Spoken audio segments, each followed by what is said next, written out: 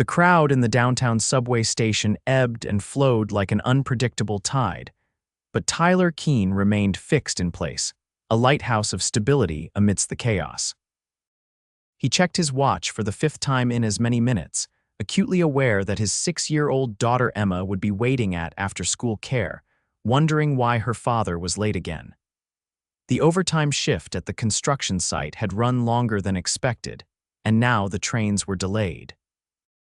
Another mark against him in his ongoing battle to be the father Emma deserved.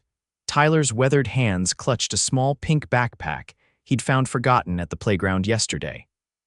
Emma had insisted they try to find its owner, her moral compass already stronger than most adults he knew. The pack contained a stuffed rabbit, some drawings, and a lunchbox items precious to some child out there. He'd planned to drop it at the station's lost and found before picking up Emma, but now he might not have time. As the announcement of another 10-minute delay crackled over the speakers, Tyler ran his hand through his dark brown hair, feeling the grit of construction dust that seemed permanently embedded in every strand. At 32, the creases around his eyes had deepened beyond his years, etched there by worry and responsibility since becoming a single father 3 years ago when Emma's mother decided family life wasn't for her. "Excuse me," a voice cut through his thoughts. "Is this seat taken?" Tyler looked up to see a woman gesturing to the empty space beside him on the bench. She was elegant in a way that seemed out of place in this gritty station-tailored charcoal suit, pearl earrings, and auburn hair pulled into a neat bun. Her smile was professional but warm. "All yours," he replied, sliding the pink backpack onto his lap to make room. She sat with a graceful efficiency, placing her leather briefcase on the ground between her feet. "Thank you. It's been one of those days where sitting feels like a luxury." Tyler nodded, recognizing the universal language of exhaustion. "I know that feeling." For a moment, they sat in companionable silence, two strangers united by the mutual frustration of delayed trains. Tyler noticed she was typing rapidly on her phone, her fingers dancing across the screen with purpose. Executive, he guessed. Maybe a lawyer. Definitely someone whose collar stayed clean throughout the day, unlike his. He was about to return to his own thoughts when he noticed something change in her demeanor. The woman's typing slowed, then stopped altogether. Her right hand began to tremble slightly. "Are you okay?" Tyler asked, concern creeping into his voice. She didn't answer. Instead, her gaze fixed on some invisible point in the distance, her eyes widening in what appeared to be fear or confusion. "Madam," Tyler tried again, turning to face her fully now. The woman's phone clattered to the ground as both her hands began to shake. Then, without warning, she slumped sideways, her body stiffening as her eyes rolled back. Tyler moved instinctively, catching her before she could hit the hard floor. "Help," he called out, sliding off the bench onto his knees while cradling her head. "I need help here." But in the rush-hour chaos, few people even noticed. Those who did merely slowed their pace, casting curious or concerned glances before hurrying on their way. Tyler recognized the signs from the first aid training he'd taken after Emma was born. "It's a seizure," he murmured, gently maneuvering the woman so she was lying on her side in the recovery position. With one hand supporting her head, he used the other to clear away her briefcase and his backpack, creating space. He shrugged off his worn canvas jacket and folded it under her head as a makeshift pillow. "You're going to be okay," he assured her in a calm, steady voice, though he wasn't sure if she could hear him. "I'm right here with you, just breathe through it. This will pass." Her body convulsed, muscles contracting involuntarily. Tyler checked his watch, beginning to time the seizure. Around them, a small crowd had finally begun to gather, but Tyler remained focused. "Give her space," he directed firmly to the onlookers. "And if anyone here is a medical professional, I could use some help." A young woman stepped forward. "I'm a nursing student. What can I do?" "Help me keep her on her side," Tyler instructed, "and maybe see if security can call for medical assistance." As the nursing student knelt beside them, Tyler continued speaking to the woman in a gentle, reassuring tone. "My name is Tyler. I'm staying right here until you're okay. You're safe. Just let it pass through you."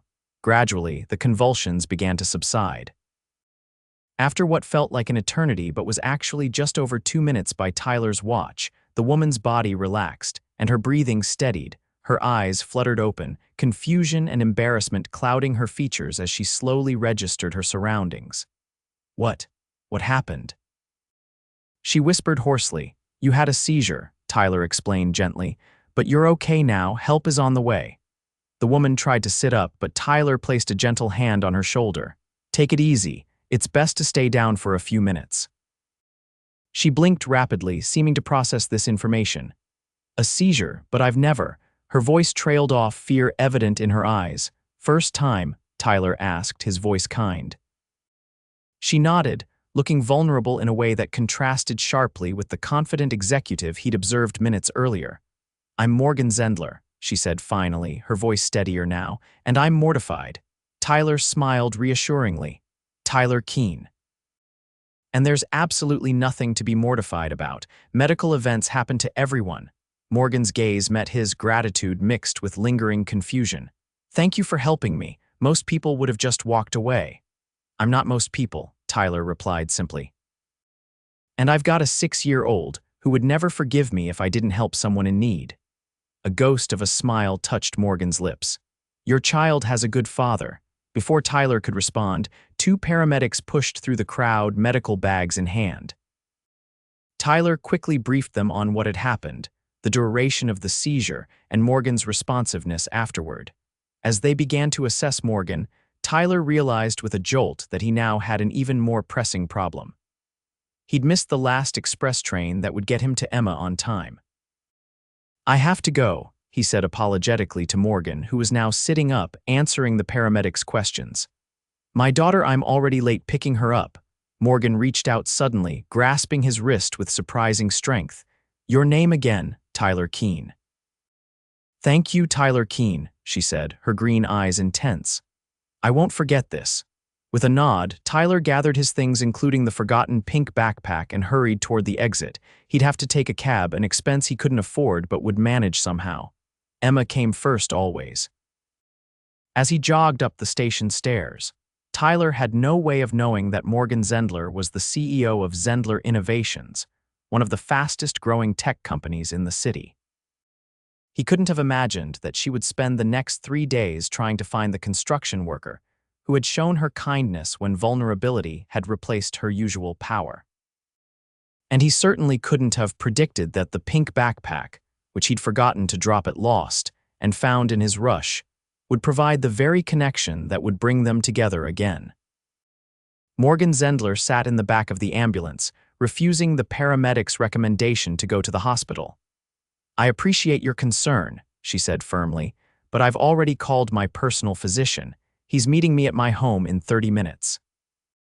The younger paramedic looked like he wanted to argue, but his partner recognized the tone of someone used to being obeyed. At least let us check your vitals one more time before you go, she compromised. Morgan acquiesced, her mind already racing far beyond this cramped ambulance. The seizure had terrified her, a woman who prided herself on control, now confronted with her body's betrayal. But almost as disconcerting was the memory of the stranger Tyler who had helped her without hesitation.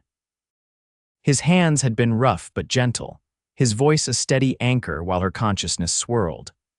The contrast between his worn work clothes and the calm authority with which he'd taken charge fascinated her. In her world of calculated business moves and strategic relationships, such genuine kindness felt almost foreign.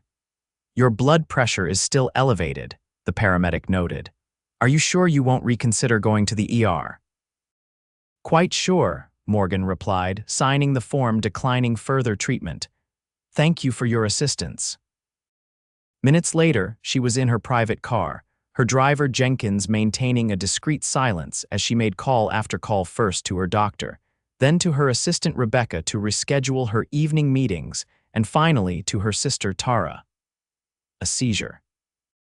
Morgan, that's serious, Tara exclaimed, worry evident even through the phone. I'm handling it, Morgan assured her. Dr. Friedman is meeting me at home. Of course you're handling it, Tara sighed. Heaven forbid you actually admit something scared you.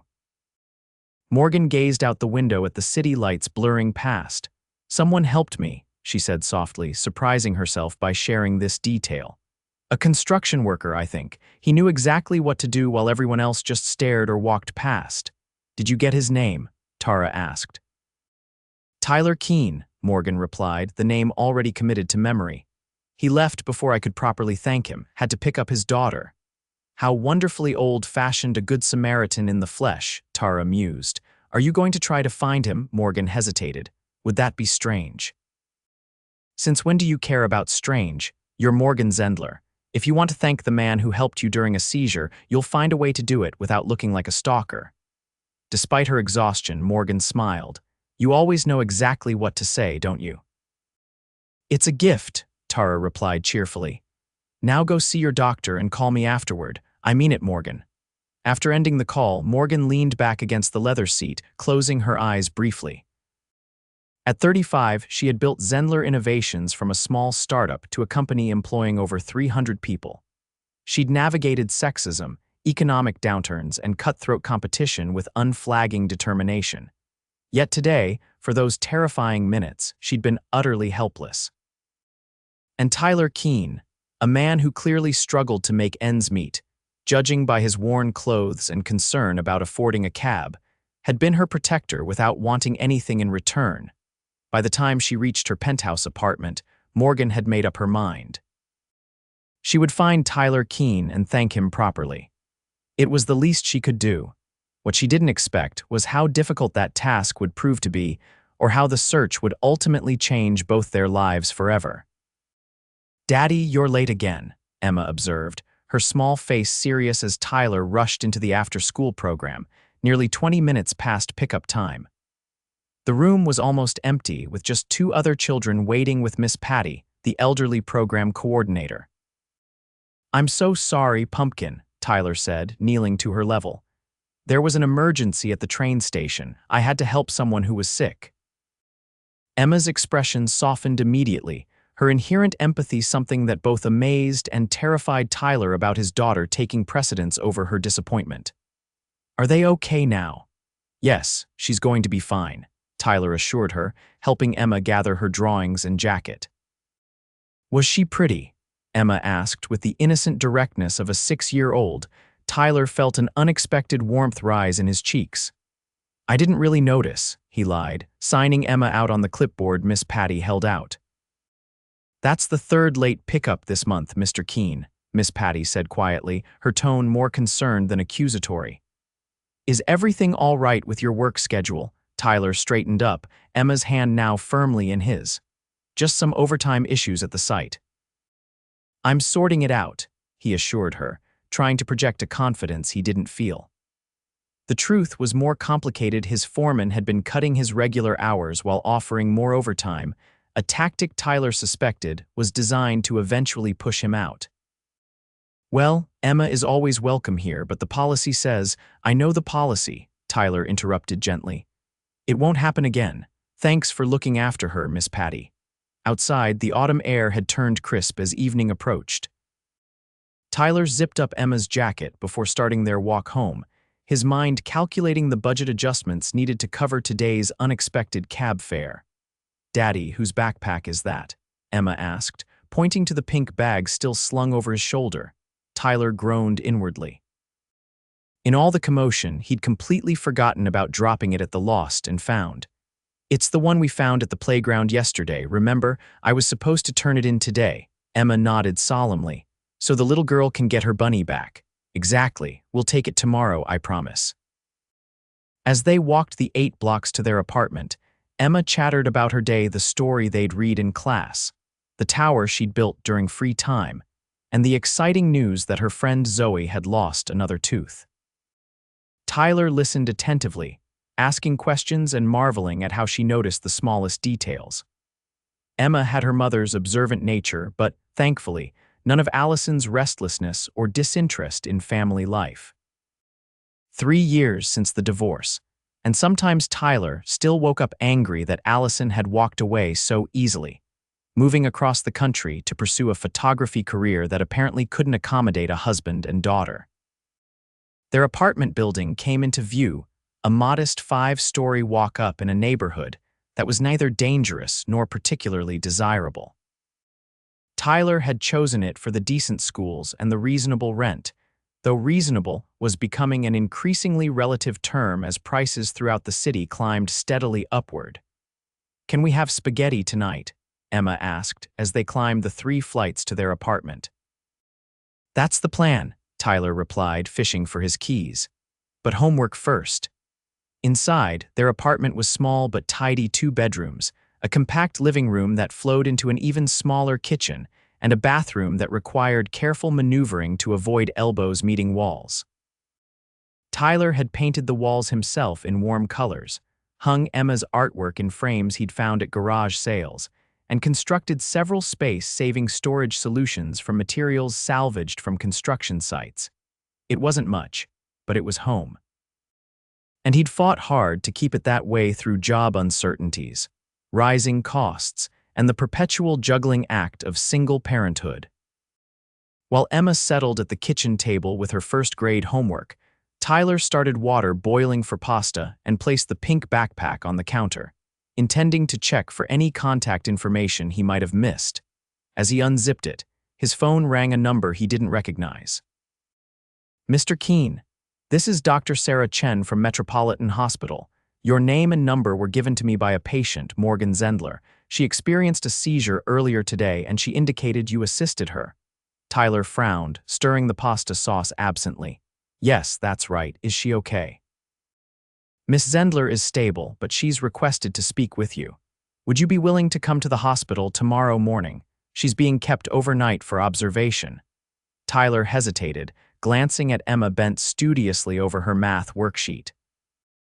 "I have to work tomorrow, and I'm not sure I can." "Miss Zendler mentioned you might have schedule constraints," Dr. Chen interrupted smoothly.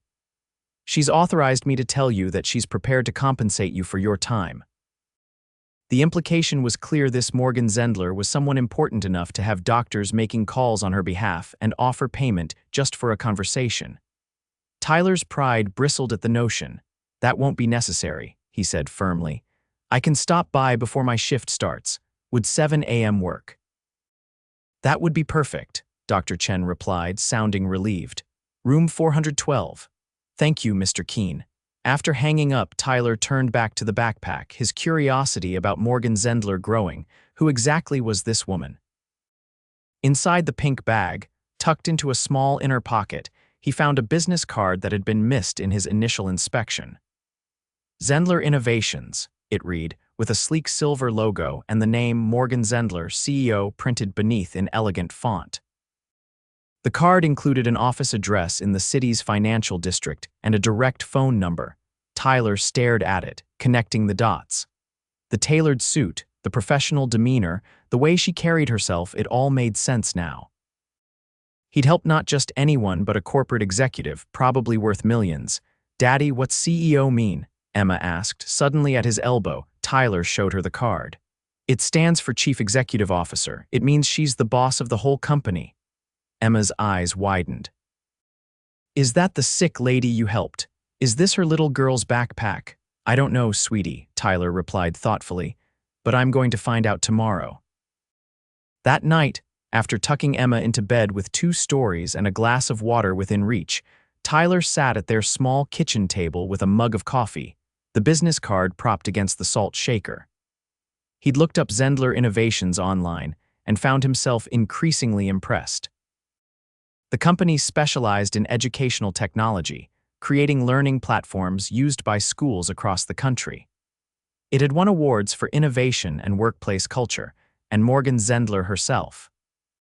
The few photos he found showed the same composed, intelligent woman he'd met, though none captured the vulnerability he'd witnessed during her seizure. Articles described her as brilliant but private, a reluctant public figure who preferred to let her company's work speak for itself. Tyler ran his finger along the edge of her business card, wondering why someone like her would want to speak to someone like him. To thank him, obviously, but a gift basket or a thank you note would have sufficed for that. This felt different, more personal somehow. Whatever her reasons, Tyler decided he would meet with her tomorrow, express his hope for her recovery, and then return to his life. Their worlds were too different to intersect for long. What he couldn't know was that Morgan Zendler had already set in motion a plan that would challenge that assumption in ways he couldn't possibly imagine. The hospital room was unlike any Morgan had ever occupied private, certainly, but still unmistakably institutional despite the fresh flowers her assistant had arranged to be delivered. Morgan sat on the edge of the bed, already dressed in fresh clothes rather than the standard issue gown, checking emails on her tablet while she waited. Dr. Friedman had insisted on the overnight stay after discovering her blood pressure was dangerously high. This seizure was a warning sign, he'd told her bluntly. Your body is telling you something your mind doesn't want to hear. You need to reduce your stress levels immediately. Morgan had almost laughed at the absurdity of the suggestion, reduce stress. With the company's new educational platform launching in 2 months and negotiations underway for their first international expansion. Impossible, yet the seizure had shaken her more than she cared to admit. For those terrifying moments, all her power, all her achievements had meant nothing. She had been utterly helpless, except she hadn't been alone. There had been Tyler Keane with his steady hands and calm voice. A gentle knock interrupted her thoughts. Come in, she called, setting aside her tablet. The door opened to reveal Tyler, looking somewhat uncomfortable in the hospital setting. He wore clean jeans and a simple blue button-down shirt that brought out the deep blue of his eyes that widened slightly as they met hers. Good morning, Morgan said, rising to greet him. Thank you for coming, Tyler nodded, remaining near the doorway. How are you feeling? Much better, thank you. Morgan gestured to a chair near the bed. Please sit down. He moved forward, his movements careful, deliberate. Morgan noticed he carried a familiar pink backpack. I found this after you left, he explained, setting it on the foot of the bed. I was going to drop it at Lost and Found, but then I found your business card inside. Morgan looked at the backpack in surprise. That's not mine. Oh, Tyler seemed taken aback. I just assumed since your card was in it. My card. Morgan reached for the backpack, examining it with curiosity. Opening it, she found the small stuffed rabbit, lunch box, and drawings Tyler had noted earlier, along with one of her business cards tucked into an inner pocket. Understanding dawned on her face. This must belong to Lily Gardner. She's the daughter of one of our developers. He brought her to the office last week for our family day. She looked up at Tyler. Where did you find this? At Washington Square Park Playground. My daughter Emma spotted it under a bench. We were trying to find the owner. Morgan smiled, a genuine smile that transformed her professional demeanor into something warmer, more accessible. That was kind of you both. I'll make sure it gets back to Lily. An awkward silence fell between them, broken when Tyler cleared his throat. The doctor said you wanted to speak with me. Yes. Morgan set the backpack aside, squaring her shoulders slightly. I wanted to thank you properly for your help yesterday. Most people would have simply called for assistance and moved on with their day. Tyler shrugged, uncomfortable with the praise. Anyone would have done the same. That's where you're wrong, Morgan said softly. I've been in business long enough to know that genuine kindness without expectation of return is rare. She hesitated, then continued. The doctor tells me this seizure was likely stress-induced. Apparently, I've been pushing myself too hard for too long. Tyler nodded, understanding evident in his expression. That can happen. My late father had high blood pressure from working 2 jobs. He was always telling me to find better balance than he did. Wise advice, Morgan acknowledged, though easier said than done. She reached for her purse on the bedside table. I'd like to give you something as a token of my gratitude. Tyler stiffened visibly. That's not necessary. Please, Morgan insisted, withdrawing an envelope. I understand you missed work to be here this morning. This will at least compensate you for that time. Tyler didn't reach for the envelope. Instead, he stood, his expression closing off. I appreciate the gesture, Miss Zendler, but I didn't help you for money. I'm glad you're feeling better. He turned to leave, but Morgan rose quickly, surprising herself with the urgency she felt to stop him. Wait, please, I didn't mean to offend you. Tyler paused, his back still to her. I'm not very good at this, Morgan admitted, an unusual note of vulnerability in her voice. Personal connections. My sister tells me I've spent so long in boardrooms that I've forgotten how to have normal human interactions. Slowly, Tyler turned back to face her. You haven't forgotten, you just helped find the owner of a lost backpack. The simple observation caught Morgan off guard, and she found herself smiling again. I suppose I did. She set the envelope down on the bed. Look, forget the money, but would you at least let me buy you lunch sometime, to say thank you properly? Tyler studied her for a moment, his expression thoughtful. Why is this so important to you? The directness of the question surprised her. In her world of careful corporate diplomacy, people rarely asked such straightforward questions. Because, Morgan began slowly, searching for words that felt honest. When I was lying there on that subway floor, feeling completely powerless, your voice was the one thing I could hold on to. And I've realized I don't have many people in my life who would do what you did without expecting something in return. The admission cost her something: pride, perhaps, or the carefully constructed facade of self-sufficiency she'd maintained for so long. But it felt necessary, true. Tyler's expression softened. Lunch would be nice, he conceded, but I'd need to check my work schedule.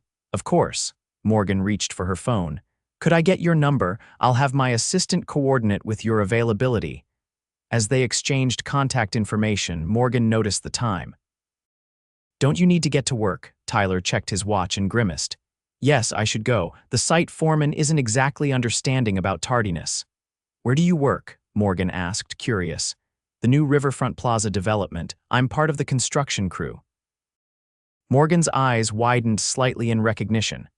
Mitchell Construction, Tyler nodded, surprised. That's right. How did you know? Zendler Innovations is leasing 2 floors in that building once it's completed, Morgan explained. I've been to several meetings with the developers. Small world, Tyler remarked with a slight smile. Indeed, Morgan agreed. As Tyler turned to leave again, she called after him, I'll be in touch about lunch, and Tyler, thank you again, truly. After he left, Morgan sat back on the hospital bed, a curious feeling settling over her. For years, she'd maintained careful boundaries between her professional and personal life, keeping most relationships at a comfortable distance. Yet something about Tyler Keane, his straightforward manner, his evident integrity, the way he'd refused her money intrigued her in a way she hadn't felt in a long time. She picked up the pink backpack, thinking about Tyler's daughter, Emma, who had noticed it abandoned at the playground. The kind of child who would insist on finding a lost toy's rightful owner was clearly being raised with values Morgan respected. Her phone buzzed with a message from Rebecca, her assistant, reminding her about the afternoon's board meeting. Reality crashed back, and she had a company to run, deadlines to meet, investors to satisfy. Whatever this strange connection with Tyler Keane might be, it would have to wait. But as Morgan gathered her things to check out of the hospital, she found herself looking forward to that lunch with an anticipation that surprised her. Keane, you're on thin ice here, barked foreman Mike Mitchell, his weathered face flushed with annoyance. That's the second time this week you've been late. One more and I'm cutting your hours. Tyler nodded, accepting the reprimand without argument as he strapped on his tool belt. Understood. Won't happen again. See that it doesn't, Mitchell growled, stalking off to berate another worker.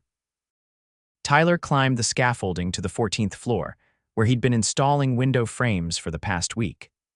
The Riverfront Plaza was going to be impressive when completed: 30 stories of gleaming glass and steel overlooking the river, with retail space below and luxury offices above. The kind of place people like Morgan Zendler worked, not people like him. Boss giving you grief again? Asked Carlos, a fellow carpenter who'd been working alongside Tyler for nearly 2 years. Nothing new, Tyler replied, checking the level on the frame he was installing. Had an unexpected hospital visit this morning. Carlos's face filled with concern. Emma okay? She's fine, Tyler assured him quickly. It was something else. Someone I helped yesterday had a medical emergency. As they worked, Tyler found his thoughts drifting back to Morgan Zendler. There had been something disconcerting about seeing her in the hospital room, still elegant and composed, but with a vulnerability that hadn't been entirely masked by her professional demeanor. The way she'd admitted her difficulty with personal connections had been unexpectedly honest. Earth to Tyler, Carlos said, waving a hand in front of his face. You planning to secure that bracket today or what? Tyler snapped back to attention. Sorry, got distracted, Carlos grinned. Must be someone you helped. Got a look in your eye I haven't seen in a while. Tyler scoffed, focusing on tightening the bracket with perhaps more force than necessary. It's nothing like that, just a strange situation. Uh-huh, Carlos replied, unconvinced. Well, whatever it is, try to keep your head here before Mitchell finds another reason to come down on you.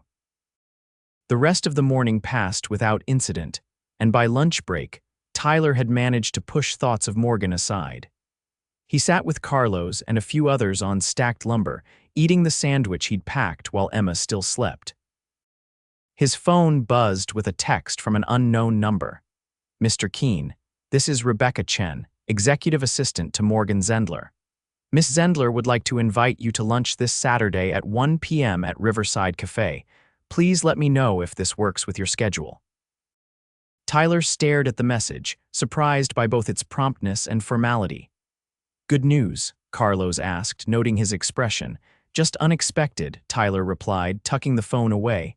Nothing important, but that wasn't entirely true. Something about Morgan Zendler's persistence intrigued him, though he couldn't quite pinpoint why. Perhaps it was simply the novelty of someone from her world showing genuine interest in someone from his. Or perhaps it was the memory of the connection he'd felt during those moments in the subway station, a strange intimacy forged in crisis. Whatever it was, Tyler found himself typing a response during his afternoon break. Saturday works. I'll have my daughter with me, though. Single dad weekends are our time together. The reply came almost instantly. Miss Zendler says Emma is more than welcome to join. She looks forward to meeting you both. That evening, as Tyler helped Emma with her bath, he mentioned the lunch invitation casually. Remember the lady I helped at the train station? She wants to thank me by taking us to lunch on Saturday. Emma looked up from the bubble mountain she was constructing. The CEO lady with the lost backpack. That's right. The backpack belongs to another little girl, but Miss Zendler is going to make sure it gets back to her. Emma nodded solemnly. That's good. Bunny probably misses her a lot. She scooped up more bubbles. Is Miss Zendler nice? Tyler considered the question carefully. I think so. She seemed interesting. Is she pretty? Emma asked again, her persistence on this point making Tyler smile despite himself. Yes, he admitted finally. She is pretty, but that's not important. Mommy was pretty, Emma observed, her tone matter of fact rather than sad, but she didn't like staying home with me. The simple statement caught Tyler off guard, a sharp pang of both anger at Allison and protective love for Emma tightening his chest.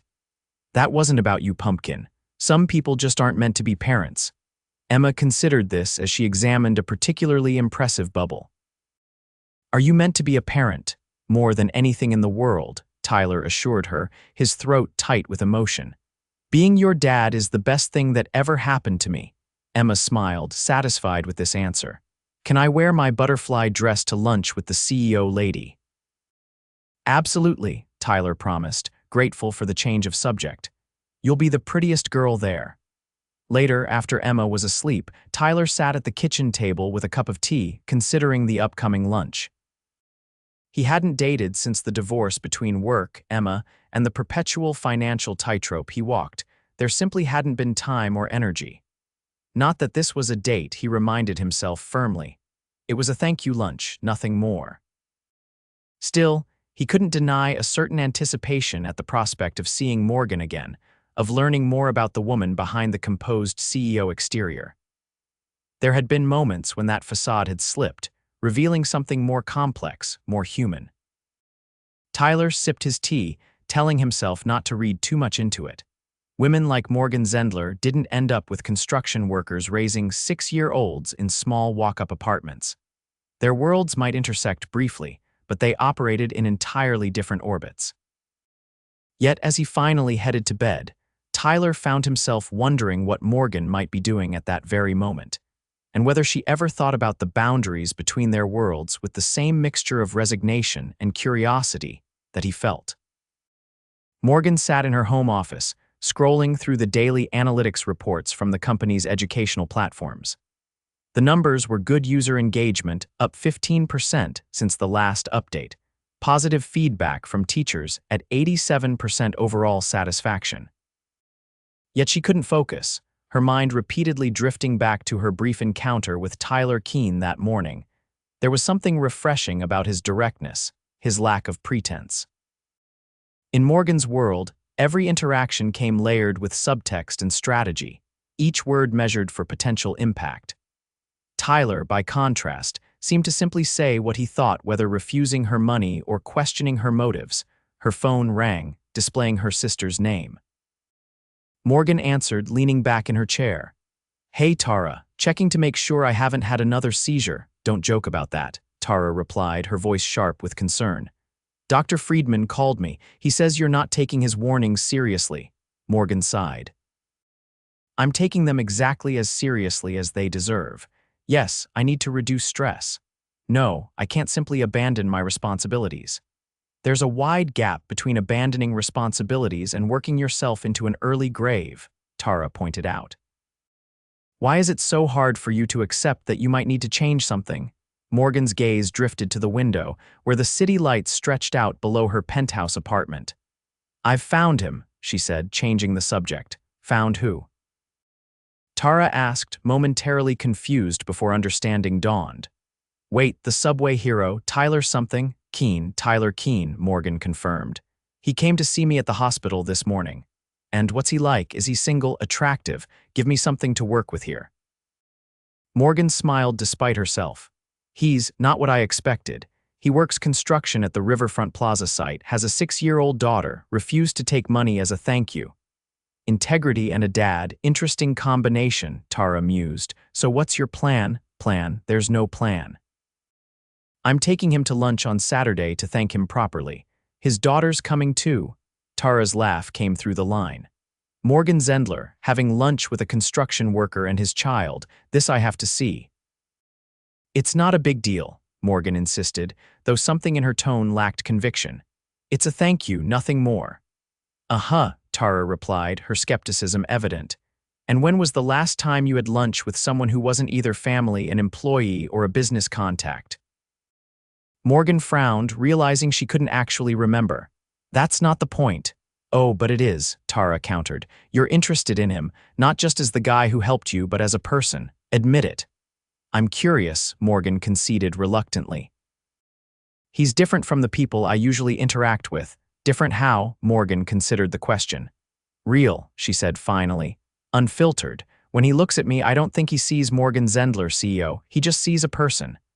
"And that appeals to you," Tara observed softly. "Maybe," Morgan admitted, "but it's complicated. We come from completely different worlds."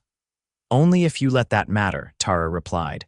"Look, I'm not saying marry the guy, but would it kill you to explore a connection with someone who doesn't fit your usual professional mold? Someone who actually saw you vulnerable and didn't use it against you?" Morgan fell silent, her sister's words touching on something she'd been reluctant to acknowledge. In the ruthless world of corporate leadership, vulnerability was a liability. She'd learned early in her career to never show weakness, never reveal too much of herself.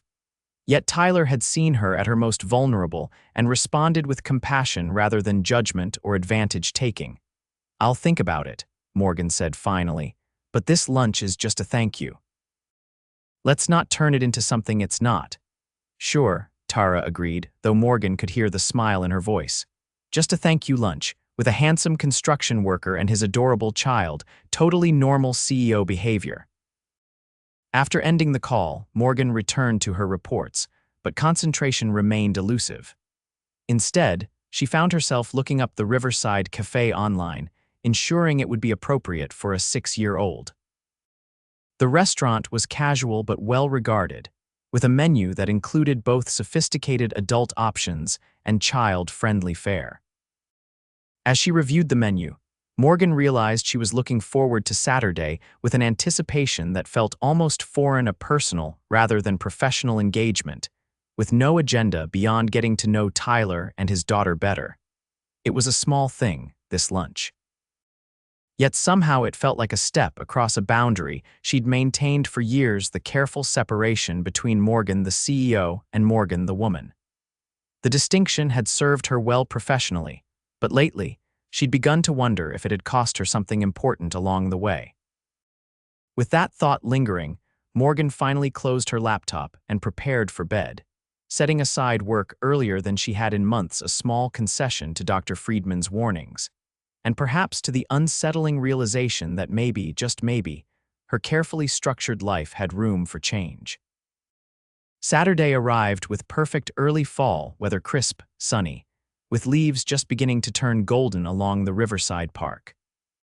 Tyler had spent more time than he cared to admit choosing his clothes that morning, finally settling on his newest pair of jeans and a forest green sweater that Emma had once said made his eyes look extra sparkly. "Do I look pretty, Daddy?" Emma twirled in her butterfly dress, a blue confection with fabric wings attached at the shoulders that fluttered when she moved. Tyler had found it at a thrift store last spring and saved it for special occasions. "The prettiest butterfly in New York," he confirmed, helping her with the small buttons at the back. "Remember what we talked about. This is just lunch to say thank you. Miss Zendler is a busy lady, so we'll be polite and not take up too much of her time." Emma nodded solemnly, though Tyler suspected she understood little of the complexity behind this meeting. To her, it was simply lunch with the CEO lady who knew where the lost bunny belonged, an adventure rather than the slightly awkward social navigation Tyler anticipated. They arrived at Riverside Cafe 10 minutes early, Tyler's punctuality a point of personal pride despite the frequent challenges of coordinating a 6-year-old schedule. The restaurant was casually elegant, with large windows overlooking the river and simple, tasteful decor. "Name, please." The host asked as they entered. "We're meeting someone," Tyler began. "Zendler, I think the reservation would be under." The host's expression shifted subtly to one of increased attentiveness. "Of course, Miss Zendler called ahead. Please follow me." They were led to a table near the windows, set slightly apart from others to allow for privacy. Morgan was already there, rising as they approached. She wore slim, fitting dark jeans and a cream-colored cashmere sweater, her auburn hair loose around her shoulders rather than in the severe bun Tyler had seen before. The effect was striking, still elegant, but more approachable, less corporate. "Tyler, hello," she greeted him warmly before turning her attention to Emma with a genuine smile. "And you must be Emma. I've heard you're the one who spotted the lost backpack. That was very observant of you." Emma, suddenly shy, pressed against Tyler's side. "Thank you," she managed, her voice small. "I like your butterfly dress," Morgan continued, gesturing to the table. "I requested a booster seat, but if you'd prefer a regular chair, that's fine too." Emma looked up at her father, who nodded encouragingly. "The booster is good," she decided, allowing Tyler to help her into it. Once they were all seated, an initial awkwardness fell over the table. Tyler realized he knew almost nothing about Morgan beyond her professional title, while she likely felt similarly about him. Emma, however, seemed unaffected by the adult tension. "Daddy says you're a CEO," she announced, having overcome her initial shyness. "What's that mean? Do you make toys?" Morgan smiled, seeming relieved by the direct question. "Not toys, exactly. My company makes computer programs that help kids learn in school, like the tablets you might use in your classroom." Emma's eyes widened. "We have tablets for math games. Are those yours?" "Some of them might be," Morgan acknowledged. "Do you like using them?" "The games are fun," Emma confirmed. "But I like when Daddy helps me with math better. He makes up stories about the numbers being superheroes." Tyler felt his cheeks warm at this revelation, but Morgan looked genuinely interested. "Number superheroes, that sounds clever." 7 is the strongest," Emma explained seriously. "But 9 is the smartest because he's 3 times 3, and that makes him special." "I see," Morgan replied, matching Emma's seriousness. "I never thought of numbers that way. That's quite creative." The server arrived to take their orders, a cheeseburger for Emma, grilled salmon for Morgan, and a club sandwich for Tyler. As they waited for their food, the conversation flowed more naturally, primarily led by Emma's curious questions and observations. Tyler watched with growing appreciation as Morgan engaged with his daughter.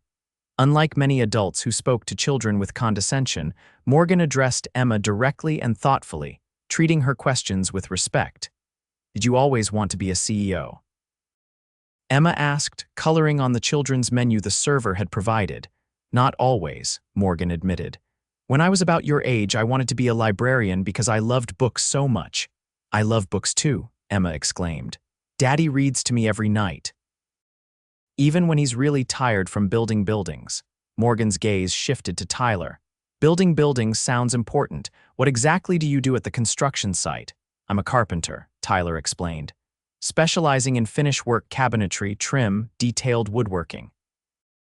"Right now I'm installing custom window frames at Riverfront Plaza, but once the interior phase begins, I'll be doing more detailed carpentry." "He makes beautiful things," Emma interjected proudly. "He built my bookshelf that looks like a castle." Morgan looked genuinely impressed. "You design custom pieces too," Tyler nodded, somewhat self-conscious. "Small projects, mostly, for Emma or friends, nothing professional." "Don't downplay your talents," Morgan said, surprising him with her directness. "Craftsmanship is increasingly rare and valuable." Their food arrived, temporarily pausing the conversation. As they ate, Tyler found himself relaxing into the unexpectedly comfortable dynamic. Morgan was different here than she'd been at the hospital, more at ease, her corporate persona softened. "May I ask you something personal?" Morgan said after a while, her voice lowered slightly as Emma concentrated on her burger. Tyler nodded, curious. "Emma mentioned her father reading to her even when tired. Are you raising her alone?" "Yes," Tyler confirmed. "Her mother left when Emma was 3. The divorce was finalized pretty quickly after that. She lives in California now, sends birthday cards, occasional video calls, but day to day, it's just me and Emma." Morgan's expression held no pity, only a thoughtful understanding that Tyler appreciated. "That can't be easy, balancing everything." "It's not," Tyler admitted, "but it's worth every challenge. Emma is." He glanced at his daughter, who was now carefully dipping each French fry into ketchup with methodical precision. "She's everything," Morgan smiled softly. "That's evident in how you interact with her. And in how she speaks about you. Daddy makes up stories about numbers, that's special." Tyler felt an unexpected warmth at her observation. "What about you, married, children?" Morgan shook her head. "Neither. The company has been my primary focus for so long that relationships became secondary." She hesitated, then added, "My doctor suggests that might be part of my stress problem." "The seizure," Tyler remembered. "Apparently, all work and no play makes Morgan a candidate for medical intervention," she said with a self-deprecating smile. "Hence lunch on a Saturday instead of remaining chained to my desk." "I'm glad," Tyler said simply. "That you're taking a break, I mean." Their eyes met across the table, a moment of unexpected connection stretching between them. Tyler found himself noticing details he'd missed before: the flecks of amber in her green eyes, the slight dimple that appeared when she smiled genuinely. "Can I have dessert?" Emma's question broke the moment, making both adults turn to her with slightly startled expressions. "If you finish your burger," Tyler agreed, glancing at Morgan. "Unless we're keeping Miss Zendler too long." "Not at all," Morgan assured them. "In fact, I was going to suggest dessert myself. They make an excellent chocolate lava cake here." As Emma returned to her burger with renewed enthusiasm, Morgan leaned toward Tyler slightly. "I'm enjoying this more than I expected," she admitted quietly. "Thank you for agreeing to come and for bringing Emma. She's wonderful." "She is," Tyler agreed, "and to be honest, I'm enjoying it too.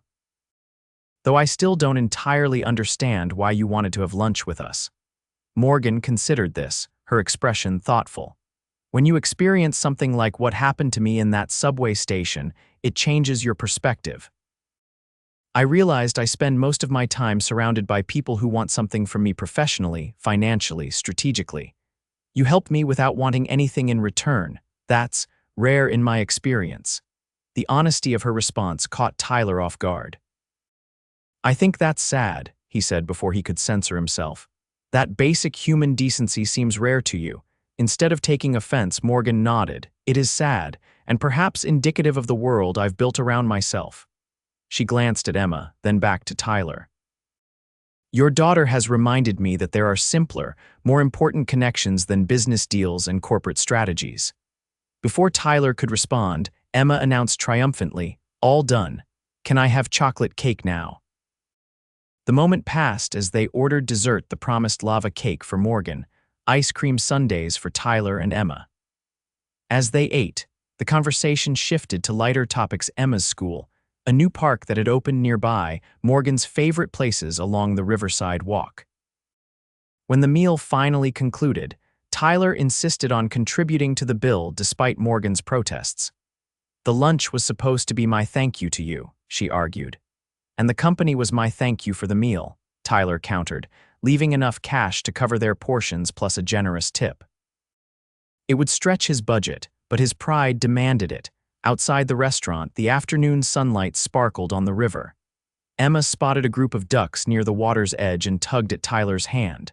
"Can we go see the ducks, Daddy, please?" Tyler looked at Morgan questioningly. "Would you like to walk for a bit? Or do you need to get back to work?" "Actually," Morgan said with a small smile, "I've been ordered to take the entire weekend off. Doctor's orders. A walk sounds perfect." Together, they strolled along the riverside path, Emma running slightly ahead to investigate interesting stones and fallen leaves. Tyler and Morgan fell into step beside each other, a comfortable silence developing between them. "She has your eyes," Morgan observed after a while. "And your sense of curiosity," Tyler smiled, "but her mother's determination. Once Emma sets her mind on something, there's no deterring her." "A valuable quality," Morgan noted, "though I imagine it makes parenting challenging at times." "You have no idea," Tyler laughed. "Try explaining to a determined 4-year-old why she can't wear her Halloween costume to preschool in February." Morgan laughed, the sound lighter and more carefree than Tyler had heard from her before. "Did she make a compelling argument?" "Very.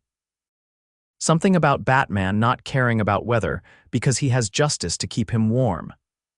They continued walking, exchanging stories and observations. Tyler found himself sharing more than he'd initially intended about his struggles balancing work and parenting, his hopes for Emma's future, even his frustrations with his current job situation. "Your foreman sounds like a problem," Morgan remarked when Tyler mentioned the recent reduction in his regular hours. "Is there another company you could work for?" Tyler shrugged. "Possibly, but the timing is complicated. Emma's school is nearby, and she's finally settled after several disruptions. I'd rather not append everything again if I can avoid it."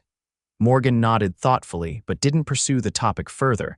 They reached a small playground, and Emma immediately ran to the swings. "Push me, Daddy," she called. Tyler excused himself, leaving Morgan on a bench overlooking the playground. As he pushed Emma higher on the swing, her delighted laughter carrying through the air, he glanced back to see Morgan watching them with an expression he couldn't quite decipher, something wistful, perhaps even lonely. When Emma finally tired of the swings and moved to the climbing structure, Tyler rejoined Morgan on the bench. "Sorry about that. Swing pushing is a non-negotiable dad duty." "No apology needed," Morgan assured him. "It's nice to see." She hesitated, then added, "My father was often too busy for playgrounds. Building the family business meant he missed a lot of those moments with Tara and me." "Tara, my younger sister," Morgan explained. "She's a pediatric nurse.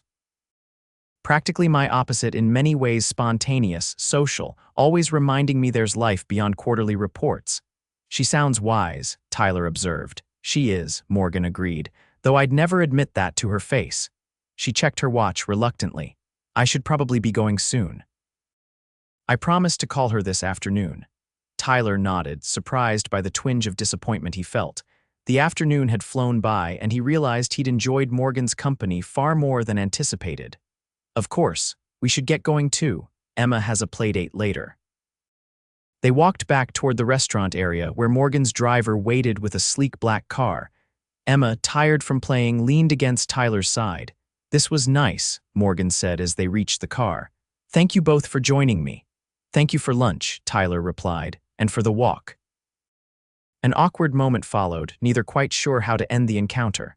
Finally, Morgan knelt to Emma's level. "It was lovely to meet you, Emma. I hope your friend has fun with her bunny when she gets it back." Emma, sleepy but still polite, nodded. "It was nice to meet you too, CEO lady." "You're pretty, just like Daddy said." Tyler felt heat rush to his face as Morgan's eyes flickered up to his, a smile playing at the corners of her mouth. "Did he now?" Emma, Tyler began, mortified, but Morgan rose, still smiling. "Well, the feeling is mutual," she said softly, before turning to her driver. "Jenkins, could you please retrieve the package from the trunk?" The driver produced a gift bag, which Morgan handed to Emma. "Just a small thank you for helping find the backpack owner." Emma peered inside to find a beautifully illustrated children's book about a butterfly garden. "Thank you," she exclaimed, suddenly wide awake. "Daddy, look. That's very thoughtful," Tyler said, genuinely touched by Morgan's consideration. "You didn't have to do that." "I wanted to," Morgan replied simply. She turned to go, then paused. "Tyler, would it be all right if I called you sometime? Perhaps we could do this again." The question hung between them, weighted with possibilities neither had anticipated when the day began. Tyler found himself nodding before he'd fully processed the implications. "I'd like that." Morgan's smile brightened. "Good, I'll be in touch." With a final wave to Emma, she slipped into the car, which pulled smoothly away from the curb. As Tyler and Emma walked toward the subway station hand in hand, he found himself replaying the afternoon in his mind, particularly Morgan's parting words. "The feeling is mutual," had she meant. "Daddy," Emma interrupted his thoughts, "I like Miss Morgan. She doesn't talk to me like I'm a baby." "No, she doesn't," Tyler agreed, smiling down at his perceptive daughter. "Can we see her again?" Emma asked hopefully. Tyler squeezed her hand gently. "Maybe, Pumpkin, we'll see." But as they descended into the subway station, Tyler found himself hoping that maybe would become definitely a realization that was as unexpected as it was undeniable. Something had shifted during their afternoon together, a connection forming that transcended their different backgrounds and circumstances. Whether that connection would lead anywhere remained to be seen. But for the first time in years, Tyler felt open to the possibility of something new, something that had begun in crisis, but might, just might, develop into something wonderful. The board meeting on Monday morning stretched into its third hour, financial projections and market analyses blurring together in Morgan's mind despite her usual laser focus. She caught herself glancing at her phone more than once, wondering if it was too soon to contact Tyler. The thought itself was disconcerting Morgan Zendler, distracted during a board meeting by thoughts of a lunch date. "Morgan." Her CFO's voice broke through her reverie. "Your thoughts on the expansion timeline," Morgan straightened, smoothly covering her momentary lapse in attention. "The Q2 projections support our original timeline, but I'd like to see more contingency planning for potential manufacturing delays." She glanced at the presentation slide. "Let's schedule a dedicated session on risk mitigation next week." The meeting continued, but Morgan's thoughts kept drifting to Saturday, to Emma's butterfly dress and Tyler's obvious pride in his daughter, to the easy conversation and unexpected connections. The sensation was foreign to her, this persistent distraction. When the meeting finally concluded, Morgan returned to her office to find Rebecca waiting with a stack of messages and her afternoon schedule. "The contractors for Riverfront Plaza called," Rebecca noted, handing over a folder. "They want to discuss some modifications to our floor layout." "I've scheduled a site visit for Wednesday at 11 a.m. Morgan accepted the folder, an idea forming. "The Riverfront site, that's where." "Where your subway hero works, yes," Rebecca finished with a knowing smile. "I did notice that coincidence when you asked me to research him." Morgan gave her assistant a sharp look. "I asked you to find contact information, not research him." Rebecca's expression remained professionally neutral, though her eyes betrayed amusement. "Of course, my mistake." She continued with the remaining messages, then paused at the door. "Just one more thing, your sister called. Said to tell you she's dying for details and will keep calling until you cave." After Rebecca left, Morgan found herself smiling at her sister's persistence. Tara had always been her confidante, the one person with whom Morgan could be completely herself without judgment or agenda. Right now, Morgan needed that perspective. She picked up her phone and dialed. "Okay, fine, you win," she said when Tara answered, About time, Tara exclaimed. I've been waiting all weekend. How was lunch with Mr. Subway Hero and his adorable offspring? It was nice, Morgan admitted, leaning back in her chair. More than nice, actually, unexpected. Unexpected how? Tara pressed. Morgan hesitated, trying to articulate feelings she was still processing. He's not what I initially thought. He's educated, thoughtful, a skilled craftsman, not just manual labor. And the way he is with his daughter, it's beautiful, Tara. He's built his entire life around giving her stability and love. Sounds like someone's impressed, Tara observed. Did you like the kid? Emma, Morgan smiled at the memory of the girl's butterfly dress and direct questions. She's delightful, bright, observant. She told me her father thinks I'm pretty. Tara's laugh echoed through the phone. Oh, I bet that went over well with him. Was he mortified? Completely, Morgan confirmed, chuckling. But it was sweet. The whole afternoon was sweet. We ended up walking along the river after lunch. I can't remember the last time I spent an afternoon just walking and talking. Probably college, Tara supplied, before Zendler Innovations consumed your entire existence. Her tone softened. It sounds like you had fun, Morgan. Real, non-work-related human connection. The doctor would approve. I asked if I could call him again, Morgan admitted, to do it again sometime. Bold move, sis. What did he say? He said he'd like that. So when are you calling him? Tara demanded. Morgan sighed.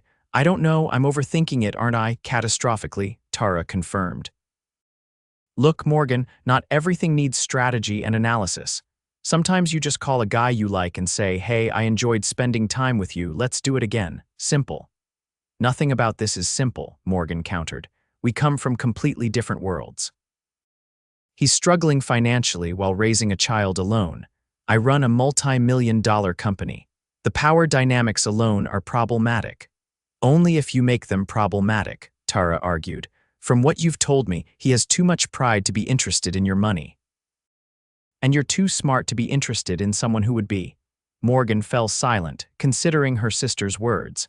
I have a site visit at Riverfront Plaza on Wednesday, she said finally. Where he works. Perfect.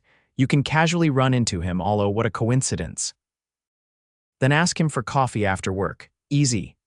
That seems manipulative, Morgan frowned, or efficient, Tara countered. Look, just call him tonight. Keep it simple. If you want to see him again, tell him so.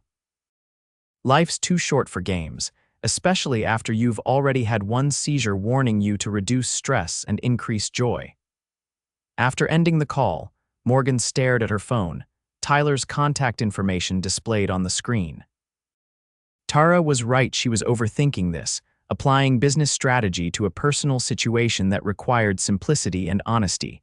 Before she could talk herself out of it, Morgan pressed the call button. The phone rang several times before Tyler's voice answered, slightly breathless. Hello. Tyler, it's Morgan Zendler. I hope I'm not calling at a bad time. Morgan, hi. His surprise was evident, but he sounded pleased. No, not bad timing. I was just helping Emma with a science project. Hold on.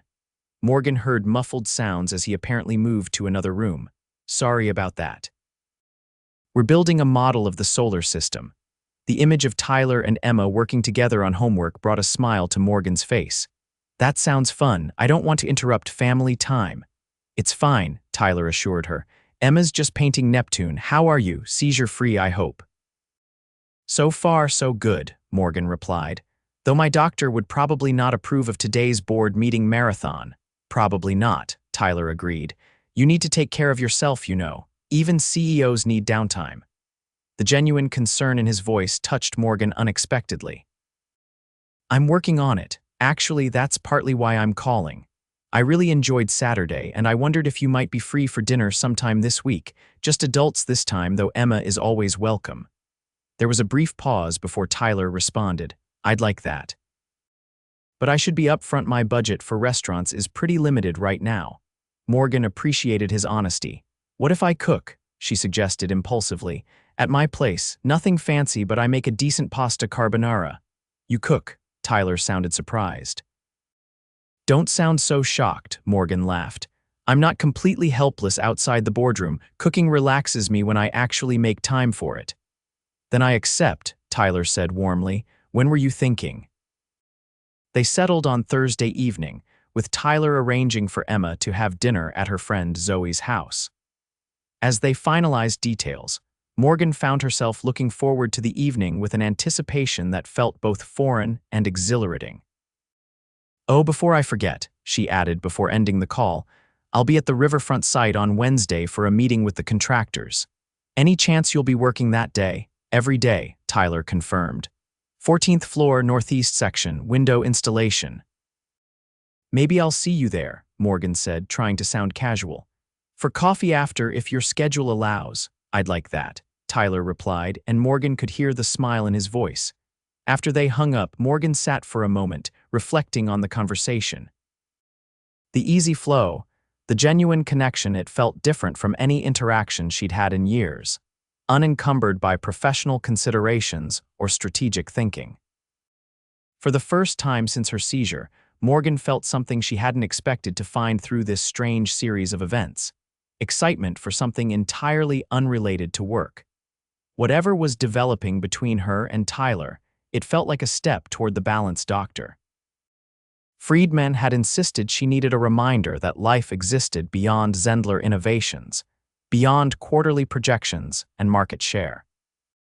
As she finally turned her attention back to her work, Morgan realized she was smiling a simple, genuine expression of happiness that had once been common, but had somehow become rare in her driven, success-oriented life. She made a mental note to thank Dr. Friedman for his insistence on lifestyle changes, though she suspected this particular development wasn't quite what he'd had in mind. The Riverfront Plaza construction site hummed with activity as Morgan arrived on Wednesday morning, her sleek business attire complemented by the required hard hat and safety vest. The site manager, Bradley Collins, greeted her with professional respect, tinged with the subtle deference her position typically commanded. "Miss Zendler, welcome. We have the modified plans ready for your review. Our team is excited about the adjustments to maximize the natural light in your primary workspace." Morgan followed him through the partially completed structure, listening attentively to his explanations while her eyes occasionally scanned the workers, searching for Tyler. "The 14th floor," he'd said, "northeast section. Before we review the plans, would it be possible to see the actual space?" Morgan requested. "I'd like to get a feel for the light at this time of day." "Of course," Collins agreed, leading her toward the elevators. "The freight elevator is operational to the 15th floor now. We can take that up and walk down to your section." As they rode up, Morgan reminded herself to focus on the actual purpose of this visit. The office space was important. Her employees deserved an optimal environment, but she couldn't deny that the possibility of seeing Tyler had influenced her request to visit the site personally, rather than sending her facilities director. The 14th floor was a hive of activity, electricians running conduit, drywall being installed in some sections, and the distinctive sounds of carpentry work echoing from the far side. Collins led Morgan through the maze of construction, explaining features and modifications as they went. And then she saw him. Tyler was working with another carpenter, carefully installing an intricate window frame. His movements were precise, confident, a craftsman focused entirely on his task. He hadn't noticed her yet, which gave Morgan a moment to observe him in his element. There was something compelling about watching someone skilled at their work, Morgan reflected. The same focus she brought to strategic planning, Tyler brought to shaping and securing wood. Different domains but similar dedication. As if sensing her gaze, Tyler looked up. Surprise registered on his face, followed by a warm smile that made Morgan unexpectedly self-conscious in her formal business attire and safety gear. Collins noticed the exchange. "Do you know one of our carpenters, Miss Zendler?" "Yes," Morgan confirmed. "Tyler Keane. His daughter found a lost item belonging to one of my employees' children. We've become acquainted." Collins nodded, though Morgan detected a flicker of curiosity in his expression. "Keane does excellent work, some of the best finished carpentry on the site." "That doesn't surprise me," Morgan replied, feeling inexplicably pleased by this confirmation of Tyler's skill. Tyler had returned to his work, though Morgan noticed him glancing their way occasionally. She forced her attention back to Collins and the floor plans, discussing sight lines and workflow considerations for the next 20 minutes.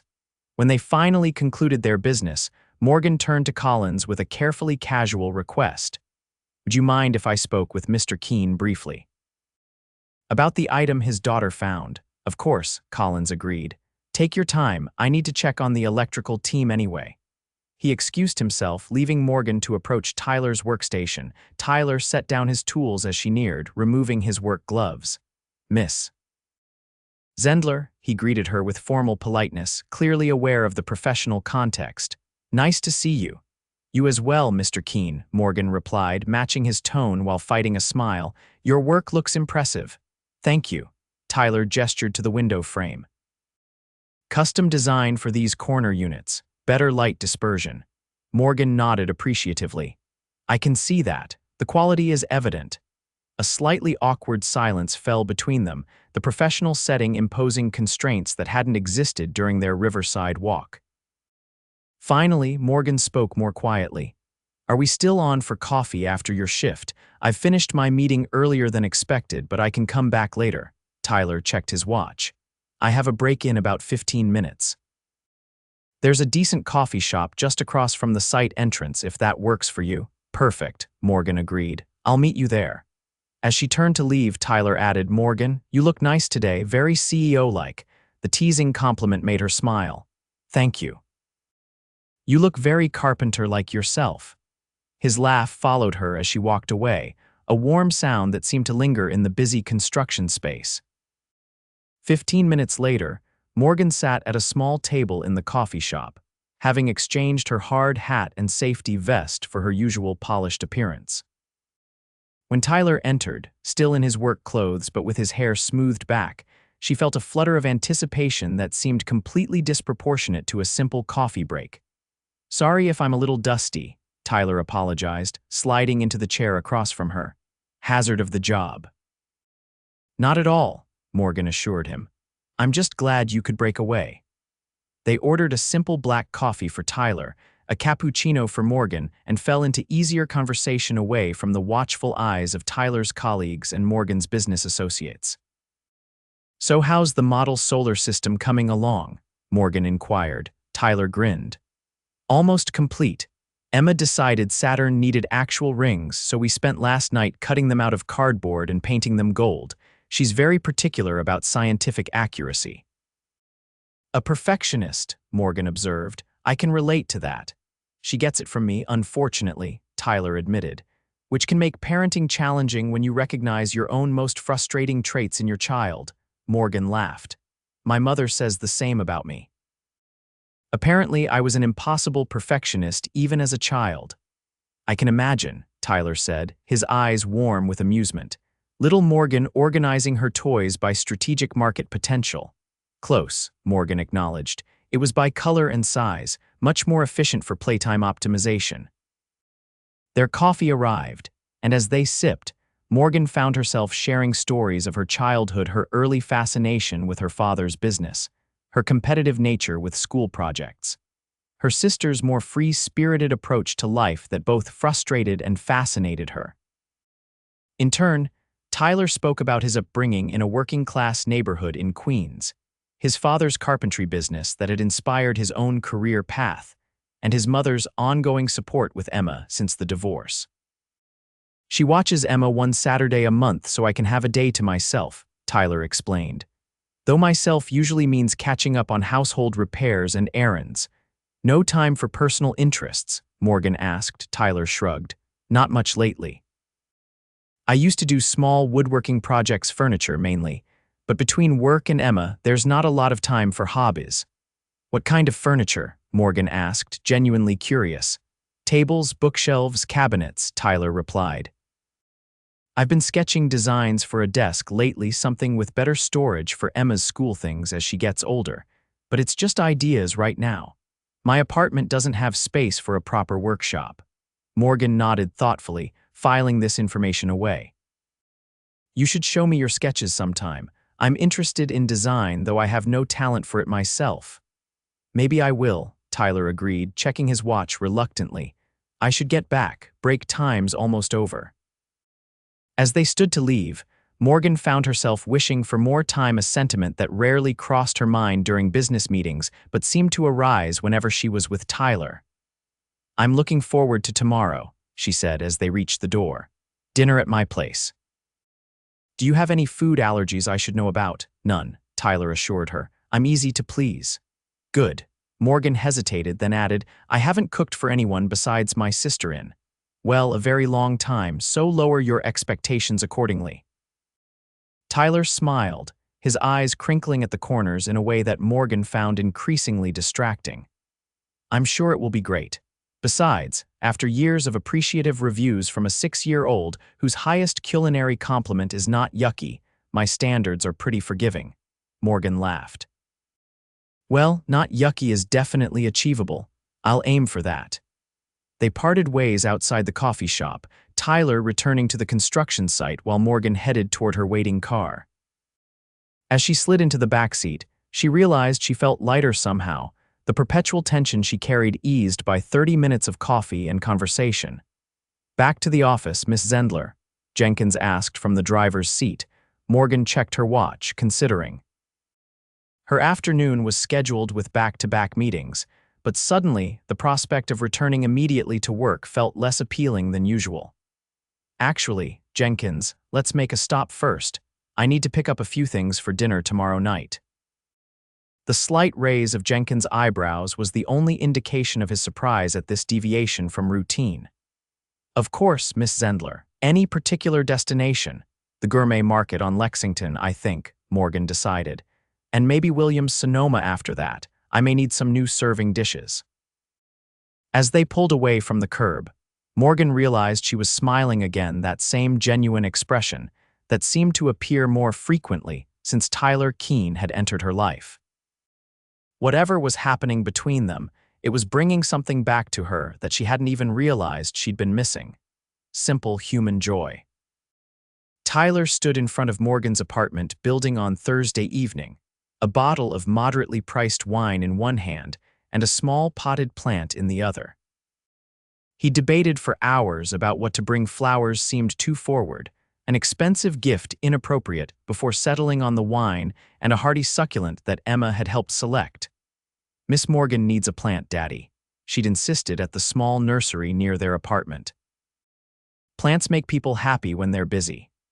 Now, looking up at the sleek high-rise with its uniformed doorman, Tyler felt a momentary hesitation. This was Morgan's world: luxury, privilege, ease, so different from his walk-up apartment with its carefully budgeted expenses and second-hand furniture. Taking a deep breath, he approached the entrance. "Good evening," he greeted the doorman. "I'm here to see Morgan Zendler." The doorman checked a list, then nodded. "Mr. Keane, Miss Zendler is expecting you. Penthouse level. The elevator requires a key card, which I'll provide." Minutes later, Tyler exited the private elevator directly into a foyer that opened into Morgan's apartment. The space was stunning. Floor-to-ceiling windows showcased a breathtaking view of the city skyline and river beyond, while the interior featured clean lines, contemporary furniture, and what Tyler recognized as several original artworks. Tyler. Morgan appeared from what must be the kitchen, wiping her hands on an apron that seemed charmingly incongruous with her usual polished image. Her hair was pulled back in a casual ponytail, and she wore jeans with a simple blue blouse. Right on time. "Punctuality is my only consistent virtue," Tyler joked, suddenly feeling self-conscious in his best non-work shirt and the jeans he'd ironed meticulously. "These are for you. The wine is from me, the plant is from Emma. She was very specific about which one you should have." Morgan accepted both gifts with genuine pleasure, examining the small succulent with a smile. "Please thank Emma for me. It's perfect. I'm terrible with plants, but I'm told even I can't kill a succulent."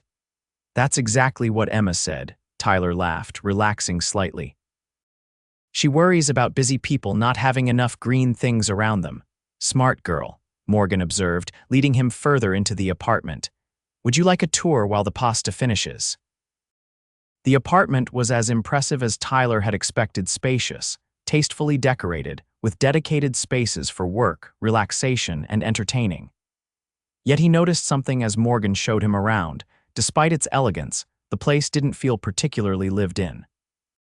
No personal photos adorned the walls, no books left open on side tables, no evidence of hobbies or pastimes. "It's beautiful," Tyler said honestly as they completed the tour in the kitchen, where delicious aromas emanated from the stove. "But it feels more like a magazine spread than a home." Morgan paused, seeming startled by his observation. "That's perceptive and accurate. I spend so much time at the office that this place functions more as somewhere to sleep than an actual home." "No judgment," Tyler assured her. "Just an observation. Though it seems a shame not to enjoy a space like this more fully." Morgan nodded thoughtfully as she stirred the pasta sauce. "Dr. Friedman would agree with you. Work-life balance is his favorite phrase lately. Apparently, all work and no personal life leads to seizures in subway stations." "Smart doctor," Tyler commented, leaning against the counter. "Can I help with anything?" Morgan handed him the wine opener. "You can open that bottle you brought while I finish here. Glasses are in that cabinet." As Tyler uncorked the wine, Morgan added final touches to the carbonara. The kitchen was state-of-the-art, with high-end appliances that probably cost more than several months of Tyler's rent. Yet the scene felt surprisingly domestic, two people preparing to share a meal. The simple rhythm of cooking creating an intimacy that transcended the luxury surroundings. "I should warn you," Morgan said as she plated the pasta, "I haven't made this in months, so if it's terrible, we can always order pizza." "It smells amazing," Tyler assured her, pouring the wine, "and I meant what I said about forgiving standards. Emma once served me a sandwich that was just ketchup between two cookies." Morgan laughed, the sound echoing pleasantly in the spacious kitchen. "Did you eat it?" "Every bite," Tyler confirmed solemnly, with appropriate sound effects to indicate deliciousness. "The sacrifices of parenthood," Morgan mused, carrying their plates to the dining table she'd set near the windows. "I can't even imagine." They settled at the table, the city lights creating a spectacular backdrop for their meal. Tyler took a bite of the carbonara and made an appreciative sound that was entirely genuine. "This is excellent. Definitely several steps above not yucky." Morgan smiled, clearly pleased. "Thank you. It's my grandfather's recipe. He was the cook in our family, believed everyone should master at least one impressive dish." As they ate, the conversation flowed easily between them, touching on their respective days, shared observations about the city, and gradually more personal topics. Tyler found himself telling Morgan about his early dreams of opening his own custom furniture business, a plan derailed first by economic necessity and then by single parenthood. "You still want that?" Morgan asked. "Your own business?" Tyler considered the question thoughtfully. "Sometimes I think about it, but it would mean more risk, less stability for Emma, and starting a business requires capital I don't have." Morgan nodded, understanding. "The balance between dreams and responsibilities is never easy." "What about you?" Tyler asked. "Was Zendler Innovations always your dream, or did you have other plans before joining the family business?" Morgan twirled pasta on her fork, her expression contemplative. "I briefly considered architecture in college. I loved the idea of creating spaces that shaped how people lived and worked. But my father's health began failing and the company needed leadership."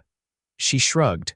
"Family responsibility won out. Do you regret it?" Tyler asked gently. "Not exactly regret, no," Morgan replied after a moment. "I'm proud of what we've built. Our educational platforms help millions of children learn in ways that work for them." She smiled slightly. "Emma might even be using some of our programs in her school." "The circle of life," Tyler joked. "My daughter benefits from your work while I build the office where your work happens." "There's something poetic about that," Morgan agreed, refilling their wine glasses. "Though I suspect Emma has benefited more from having a father who turns numbers into superheroes than from any educational technology." The simple compliment warmed Tyler unexpectedly. "I do my best. Though some days I wonder if my best is good enough. Based on evidence so far, I'd say it's exceptional," Morgan said quietly. "Emma is thoughtful, kind, curious, all signs of excellent parenting." Their eyes met across the table, and Tyler felt something shift between them, a deepening of connection. an acknowledgement of mutual admiration that transcended their different circumstances. After dinner, they moved to the living room with their wine, the conversation continuing to flow naturally. Tyler found himself sharing stories he rarely told anyone about the difficulty of the early days after Allison left. His fears of failing Emma, the constant struggle to provide stability while working in an unstable industry. Morgan, in turn, spoke of the pressure she'd felt taking over the company at 28, the challenges of being a young woman in a male-dominated field, and her growing recognition that success had come at the cost of personal connections. "Tara, my sister, has been warning me for years that I'm missing out on life," Morgan admitted, curled comfortably at one end of the sofa while Tyler sat at the other. "I always thought she was exaggerating until the seizure. Nothing like collapsing in public to make you reassess your priorities." "Silver linings," Tyler observed, "though there are probably less dramatic ways to achieve perspective," Morgan smiled wryly. "Apparently I needed the dramatic version. I can be stubborn." "I never would have guessed," Tyler teased, earning a playful glare from Morgan. As the evening progressed, Tyler found himself increasingly aware of Morgan as more than just the poised executive he'd first encountered. Here in her home, with her guard lowered, she was simply a woman intelligent, yes, and driven, but also funny, thoughtful, and surprisingly vulnerable in ways he hadn't anticipated. When Tyler finally glanced at his watch and realized how late it had become, he felt genuine regret at the prospect of ending the evening. "I should probably go," he said reluctantly. "Early start tomorrow, and I need to relieve Mrs. Chen from babysitting duty." Morgan nodded, setting down her wine glass. "Of course, thank you for coming. This was—" She paused, seeming to search for the right word. "Refreshing. I can't remember the last time I had such an enjoyable evening at home." They stood, and Tyler suddenly found himself unsure of the appropriate goodbye. A handshake seemed too formal after hours of personal conversation, yet anything more presumptuous. Morgan solved the dilemma by stepping forward and embracing him briefly, a friendly hug that nonetheless sent a current of awareness through Tyler as he caught the scent of her perfume and felt the warmth of her against him. "I'd like to see you again," Morgan said as she stepped back, her directness both surprising and appealing. "Both of you, you and Emma, perhaps this weekend." "I'd like that too," Tyler admitted. "Emma has a birthday party Saturday afternoon, but Sunday is open, maybe the Museum of Natural History." "Emma's been wanting to see the dinosaur exhibits." Morgan's face lit up. "Perfect. I haven't been there in years. It's a date." The word hung between them for a moment, neither acknowledging directly that this evening had subtly shifted their relationship from friendly acquaintances towards something with more potential. As the elevator doors closed, taking Tyler back to ground level, Morgan leaned against the wall, a mixture of emotions washing over her. Excitement, yes, but also a twinge of apprehension.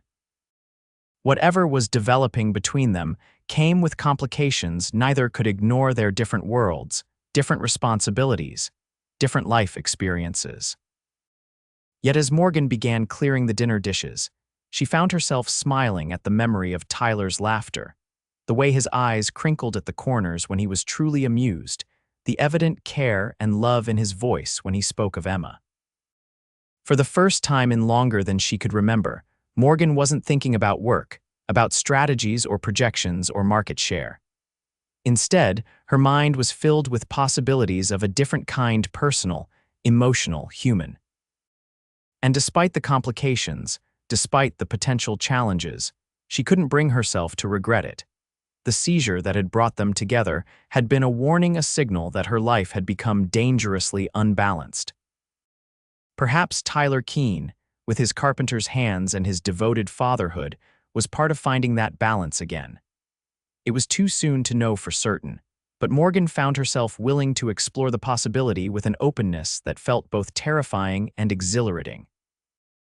The Museum of Natural History bustled with Sunday visitors, families and tourists navigating the vast halls with maps and excited children. Emma, wearing a dinosaur t-shirt specially selected for the occasion, practically vibrated with excitement as they approached the entrance where Morgan waited. "Miss Morgan," Emma called, waving enthusiastically. Look at my shirt. It has a triceratops. Morgan knelt to admire the shirt, her usual corporate attire replaced by casual jeans and a light sweater. That's an excellent shirt, Emma. Triceratops is one of my favorites, too. Tyler watched their interaction with a smile, struck by how naturally Morgan engaged with his daughter. There was no condescension in her manner, no adult speaking to child tone, just genuine interest and respect. "Shall we?" Morgan asked, standing to greet Tyler with a warm smile. "I've already got our tickets." "You didn't have to do that," Tyler began, but Morgan shook her head. "This was my suggestion. Please let me treat you both today." Tyler hesitated, his pride warring with practicality. Museum admission for 3 wasn't cheap, and his budget was already stretched thin this month. Finally, he nodded. "Thank you, but lunch is on me." Morgan seemed to understand the importance of this compromise. "Deal."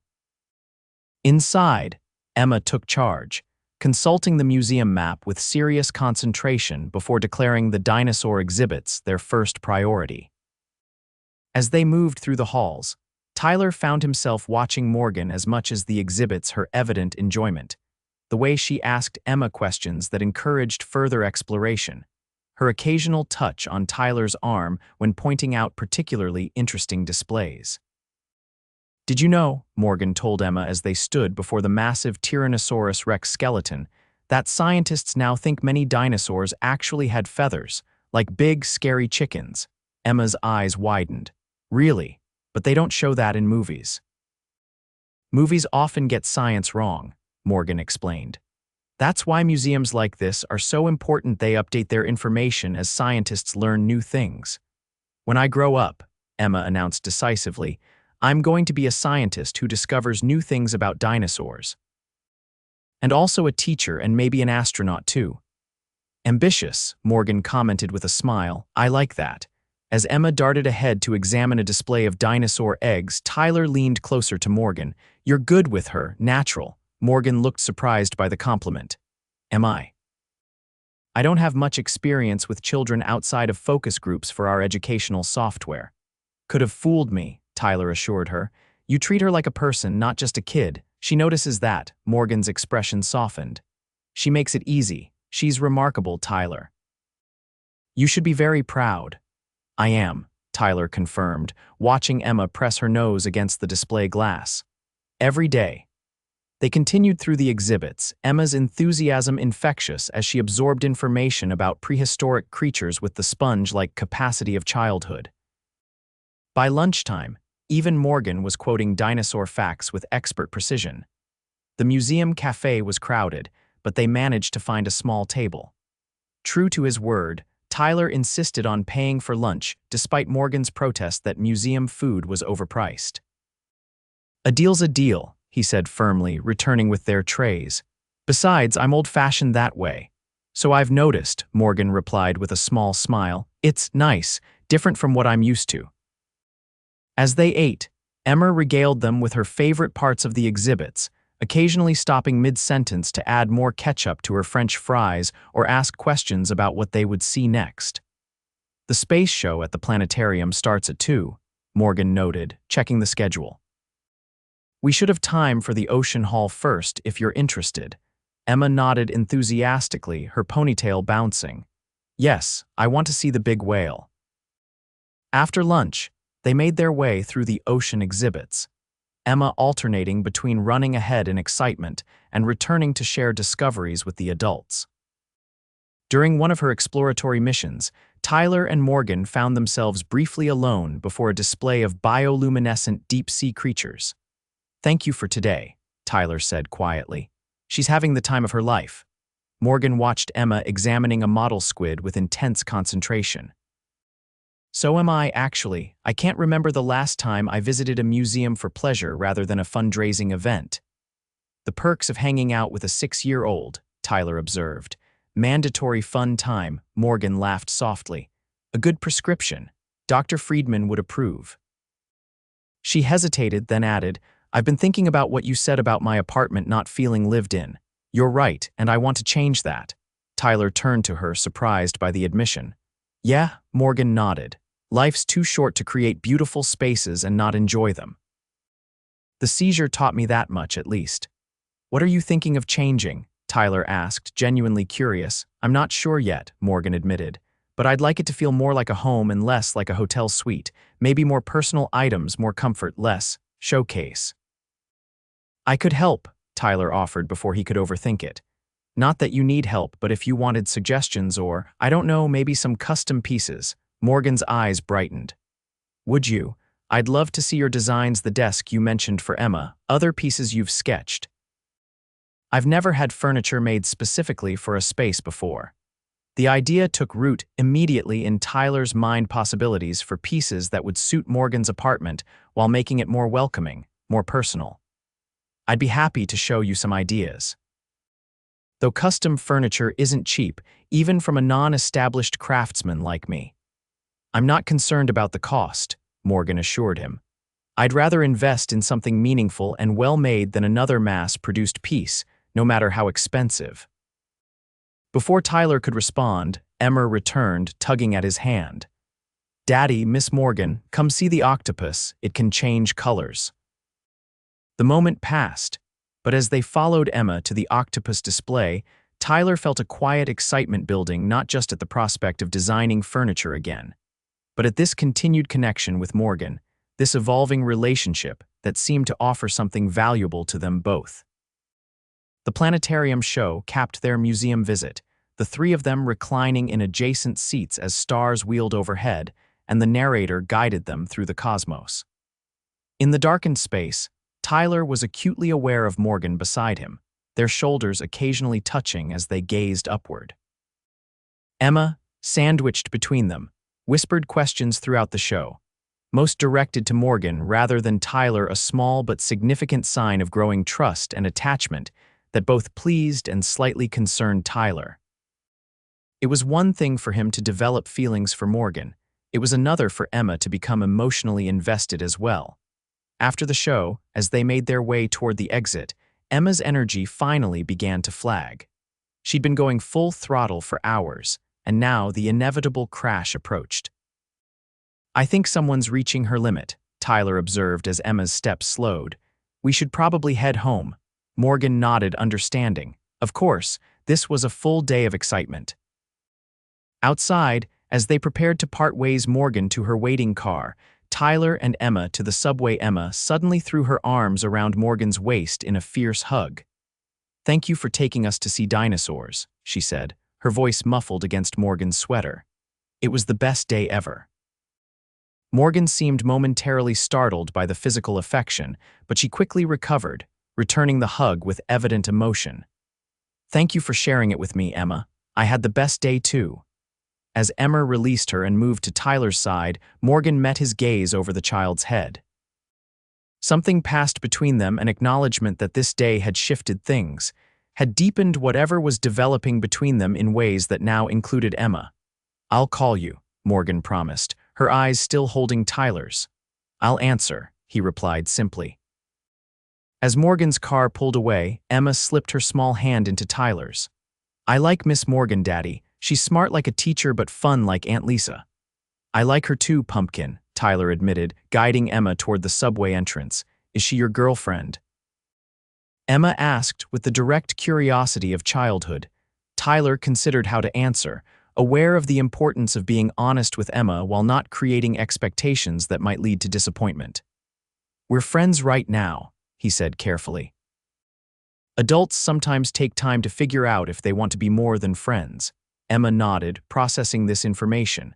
Like a science experiment, you have to collect data before you know the answer, Tyler laughed, impressed by her analogy. Something like that, yes. Well, I think the data looks good so far, Emma declared with the confidence of a 6-year-old scientist. She makes you smile a lot, and she knows about dinosaurs and space. All excellent points, Tyler agreed, swiping their Metro cards at the turnstile. We'll see what happens. But as they settled on the subway train, Emma leaning against him sleepily, Tyler found himself hoping that his daughter's assessment of the data was accurate. Because despite all the complications, despite the differences in their lives and backgrounds, Tyler couldn't deny that something significant was growing between him and Morgan, something that felt increasingly worth exploring, worth risking, worth nurturing to see what it might become. The following weeks saw a gradual but steady integration of their lives' dinners at Morgan's apartment, where Tyler began bringing his sketchbook to share furniture designs. Weekend outings with Emma that included the zoo, a children's theater production, and a cooking class specially designed for parent-child pairs, to which Morgan was invited as an honorary parent, Emma's designation. Even a few adults-only evenings when Emma stayed with Tyler's mother. For Morgan, it was a period of discovery not just about Tyler and Emma, but about herself. She found joy in simple pleasures she'd long neglected. Weekend mornings without alarm clocks, impromptu ice cream stops, the satisfaction of teaching Emma how to make simple origami figures, a skill Morgan had learned from her grandfather. At work, her colleagues noticed the change. Rebecca commented that Morgan seemed more relaxed, less intense during meetings. The CFO remarked that her decision-making appeared more intuitive, less rigidly analytical. Even the board chairman observed that she brought a refreshing perspective to their strategic planning sessions. "Whatever you're doing differently," he told her after a particularly productive meeting, "keep doing it. You seem balanced. It suits you." Morgan didn't elaborate on the source of this balance, keeping her developing relationship with Tyler private for now. Not from shame or uncertainty, but from a desire to protect something precious from external scrutiny while it was still taking shape. For Tyler, the weeks brought both joy and occasional unease. Joy in Morgan's company, in seeing Emma blossom under her attentive interest, in rediscovering his passion for furniture design as Morgan commissioned first one piece, a reading bench for her living room window, and then another, a coffee table with clever hidden storage. The unease came from moments of stark contrast between their worlds when Morgan's driver dropped them at Tyler's modest apartment building. When she casually mentioned a business trip to Tokyo that cost more than Tyler earned in months. When Emma asked innocent questions about why Morgan's home was so big while theirs was so small. "Different people have different amounts of money," Tyler had explained carefully. "Miss Morgan runs a big company that makes a lot of money.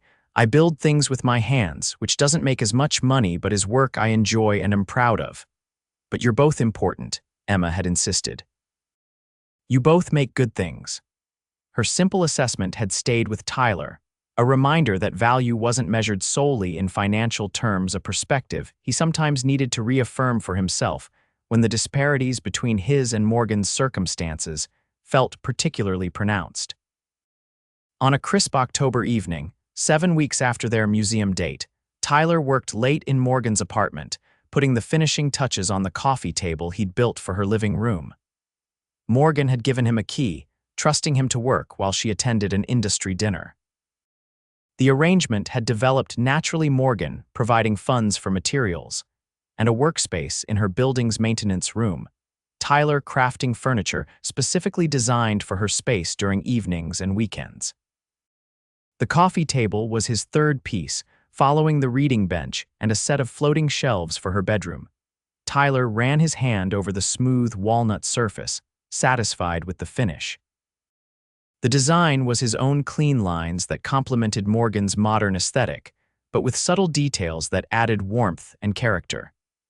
The hidden compartments would provide practical storage while maintaining the table's sleek appearance. He was applying a final coat of oil when he heard the apartment door open. Checking his watch, he realized it was earlier than Morgan had expected to return. "Tyler," she called, her voice carrying from the foyer. "In here," he replied, setting aside his cloth. "You're back early." Morgan appeared in the doorway, still dressed in her elegant black evening attire, though she'd already removed her heels. "The speeches were predictably dull, so I made my excuses." Her eyes found the table and her expression brightened. "Is it finished?" "Just applying the last coat," Tyler confirmed, stepping back to give her a better view. "What do you think?" Morgan approached slowly, admiring the piece from different angles before running her fingers lightly across the surface. "It's beautiful, Tyler. Even better than I imagined from your sketches." Her genuine appreciation warmed him. Unlike many clients who might see only furniture, Morgan understood the craft involved the hours of precise cutting, joining, sanding, and finishing that transformed raw wood into functional art. The grain pattern turned out especially nice, Tyler pointed out, showing her how he'd matched sections for continuity. And here, he demonstrated the hidden compartment mechanism. Just press here and this section slides open. Ingenious, Morgan murmured, testing the feature herself. Like a sophisticated secret drawer. Exactly, Tyler agreed. For remote controls magazines, whatever you want to keep handy but out of sight. Morgan straightened, her eyes meeting his. You're remarkably talented, you know. This isn't just well-made furniture, it's thoughtful design. You understand how people actually live with pieces, not just how they look in a showroom. The compliment touched Tyler deeply. Thank you. That means a lot, especially from someone with your eye for design. Morgan smiled, slipping off her suit jacket and draping it over a nearby chair, a casual gesture that somehow symbolized the growing comfort between them. I should change, she said. These gala dresses are beautiful but not designed for relaxation. When she returned minutes later in jeans and a soft sweater, hair freed from its formal updo, Tyler had finished with the oil and was cleaning his tools. Leave those for now, Morgan suggested. I picked up some dessert on the way home, that chocolate thing from the bakery you like. We could have some with coffee. Celebrate the table's completion, Tyler agreed, following her to the kitchen where they fell into an easy routine, Morgan preparing coffee while Tyler arranged the pastries she'd brought. It felt domestic, comfortable, as if they'd been sharing such evenings for years rather than weeks. With coffee and dessert in hand, they settled on the sofa, Morgan curling her legs beneath her in a relaxed posture Tyler had come to recognize as her truly at ease position, distinct from her professional composure. How was your dinner? Tyler asked, taking a bite of the rich chocolate dessert. Besides predictably dull speeches, Morgan rolled her eyes. The usual corporate networking event, everyone trying to impress everyone else while pretending they're just there to support the cause. Which was educational technology access for underserved schools, actually, Morgan replied. A cause I genuinely care about, which made the performative philanthropy from some attendees even more grating. Tyler nodded, understanding. Must be a strange world to navigate. It is, Morgan acknowledged, though I'm finding it stranger lately now that I have. She hesitated. This. Time with you and Emma, a perspective outside the corporate bubble. Is that good or bad? Tyler asked carefully. Good, Morgan assured him without hesitation, clarifying, it's helping me distinguish between what matters and what's just noise. They fell silent for a moment, enjoying the dessert and each other's company. Tyler found himself studying Morgan's profile, the elegant line of her neck, the slight furrow between her brows that appeared when she was thinking deeply. Tyler, Morgan began after a while, setting down her coffee cup, there's something I've been wanting to discuss with you. Her tone made him sit up straighter, a flicker of concern passing through him. That sounds serious. It's not bad, she assured him quickly.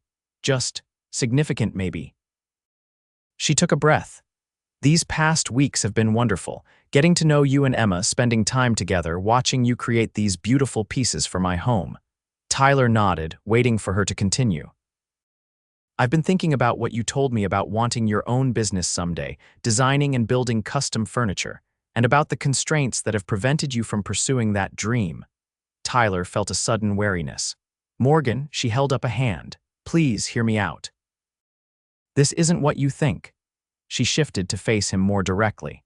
Zendler Innovations has a foundation separate from the company but funded by our profits. We support educational initiatives primarily, but also entrepreneurship programs, particularly in creative fields and skilled trades. Tyler listened, uncertain where she was heading. The foundation offers grants to promising artisans and craftspeople to establish or expand their businesses, Morgan continued. The selection process is rigorous and completely independent. I don't make the decisions, but I think you should apply. Tyler sat back, processing this suggestion. You want me to apply for a grant from your foundation? Yes, Morgan confirmed. Your work is exceptional, Tyler. You have a vision and skills that deserve a platform. The grant could provide initial capital for a proper workshop, materials, marketing, whatever you need to launch a viable business. Tyler stood abruptly, moving to the window. The city lights spread below, beautiful but distant, much like the prospect Morgan was offering. "I appreciate the thought," he said carefully, "but I don't think that's a good idea." Morgan joined him at the window, leaving space between them. "May I ask why? Is it pride or something more specific?" The directness of her question demanded equal honesty. "Both, I suppose," Tyler admitted.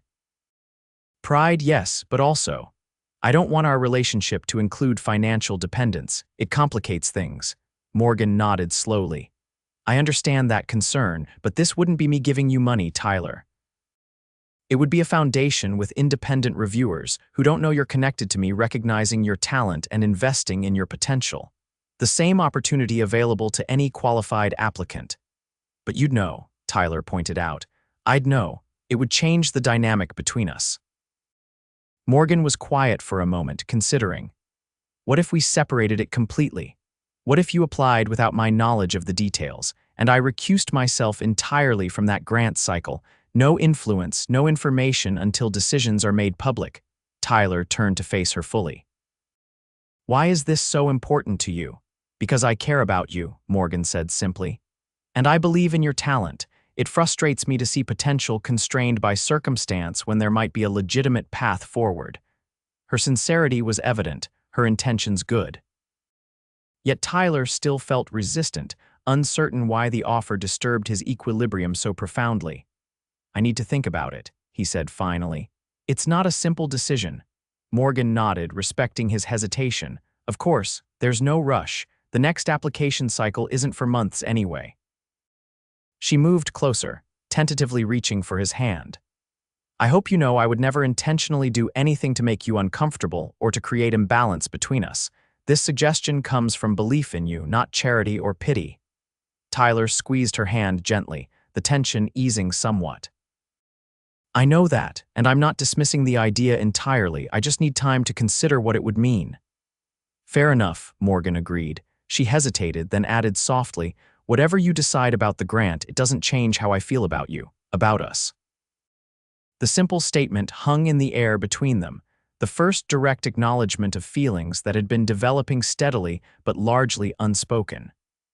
Tyler felt something shift inside him, a certainty rising through the complicated tangle of pride, insecurity, and practicality. "And how do you feel?" he asked quietly, his eyes holding hers. "About us." Morgan's expression softened, vulnerability and strength somehow coexisting in her gaze. "I think I'm falling in love with you," she admitted. "With both of you, actually. You and Emma have brought something into my life I didn't even know was missing until I found it." The honesty of her confession touched Tyler deeply. Without hesitation, he drew her closer. "I think I'm falling in love with you too," he replied, his voice low but certain. "Despite all the reasons I probably shouldn't be." "Are there so many reasons?" Morgan asked, a hint of worry creeping into her tone. "Different worlds, different responsibilities, different everything, really," Tyler enumerated. "Except for what matters most, I'm finding." He touched her cheek gently. "Who we are, what we value, how we see each other." Morgan smiled, leaning into his touch. So eloquent for a man who works with his hands. "Words are just another kind of craftsmanship," Tyler replied, smiling back, "though I'm better with wood than metaphors." "I don't know," Morgan murmured, moving closer still. "You're doing pretty well with both right now." Their first kiss was gentle, exploratory, a conscious crossing of a threshold they'd been approaching for weeks. When they finally separated, Morgan's eyes remained closed for a moment, as if savoring the sensation. "Well," she said softly as her eyes opened, "that certainly clarifies things." Tyler laughed, the remaining tension dissolving. "Efficient as always, Miss Zendler." She smiled up at him, her professional persona nowhere in evidence. "I have my moments, Mr. Keane." They returned to the sofa, the coffee table discussion temporarily set aside. There would be time to address practical matters, the grant, the disparities in their circumstances, the logistics of building a relationship across their different worlds. For now, it was enough to acknowledge the feelings that had developed between them, to recognize that whatever complications existed, what they were building together was worth the effort of navigation. As the evening progressed into night, they talked of simpler things: Emma's upcoming school play, Morgan's sister's plan to visit for Thanksgiving, a weekend trip to a nearby apple orchard that Emma had requested. The ordinary planning of lives intertwining, future moments anticipated together rather than apart. When Tyler finally left for home, their goodbye kiss held the promise of continuation rather than conclusion, not an ending to the evening, but a pause in an ongoing story they were writing together. Word by word, day by day, moment by shared moment. 3 months later, on a bright winter afternoon, Tyler stood in the newly renovated storefront that would soon become Keane Custom Furniture. Large windows flooded the space with natural light, illuminating the workshop area in the back and the small showroom in front where finished pieces would be displayed. "What do you think, Pumpkin?" he asked Emma, who was exploring the space with evident excitement. "Is it going to work for our new business? It's perfect, Daddy," she declared, twirling in the empty showroom. "Can I have a desk in the corner for my homework after school?" "Absolutely," Tyler promised. First priority once we're set up. The journey to this moment had been unexpected but transformative. After much consideration, Tyler had indeed applied for the Zendler Foundation grant, with Morgan completely removed from the process, true to her word. When the Foundation's independent committee selected his proposal among the winners, providing capital for equipment, initial materials, and 6 months operating expenses, it had felt earned rather than gifted. Equally important had been the practical support from unexpected quarters. Carlos, his former co-worker from the construction site, had joined as a part-time assistant craftsman. Tyler's mother had adjusted her schedule to help with Emma after school. Even Tyler's former foreman had grudgingly provided a reference attesting to his craftsmanship skills.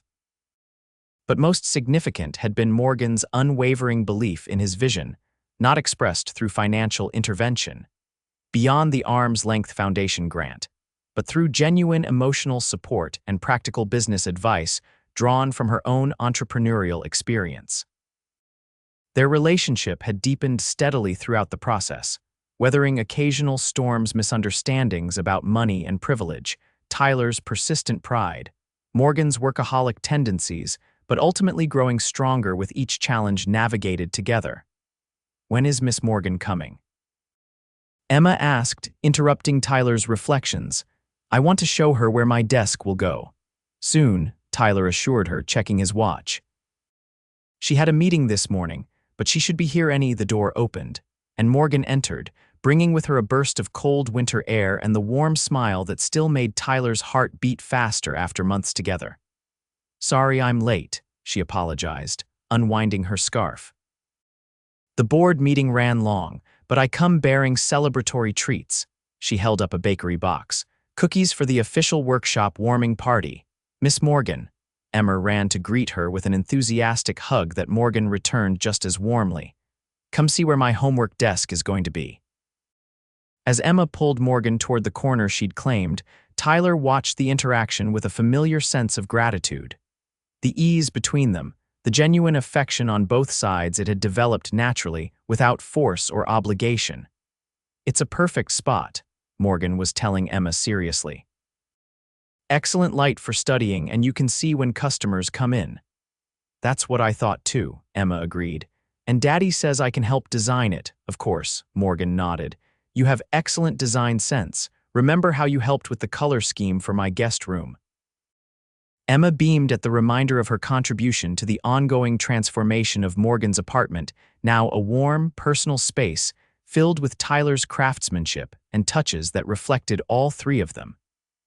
Emma's artwork framed on walls, Tyler's furniture throughout, and Morgan's original aesthetic enhanced rather than replaced. As Emma continued her tour, pointing out where different tools and displays would go, Morgan moved to Tyler's side. "It's really happening," she observed quietly. "Your own business, your dream." Tyler slipped his arm around her waist, drawing her close. "One of my dreams," he corrected, pressing a kiss to her temple. "The other important one is standing right here," Morgan smiled up at him. "Smooth talker." "Honest talker," Tyler countered. "You and Emma, you're the most important part of all this, the reason it matters." Morgan's expression softened. I feel the same way, though I'm still adjusting to the whole being more important than work concept. Old habits die hard. You're doing pretty well, Tyler assured her. That weekend at the cabin without your laptop was a major breakthrough.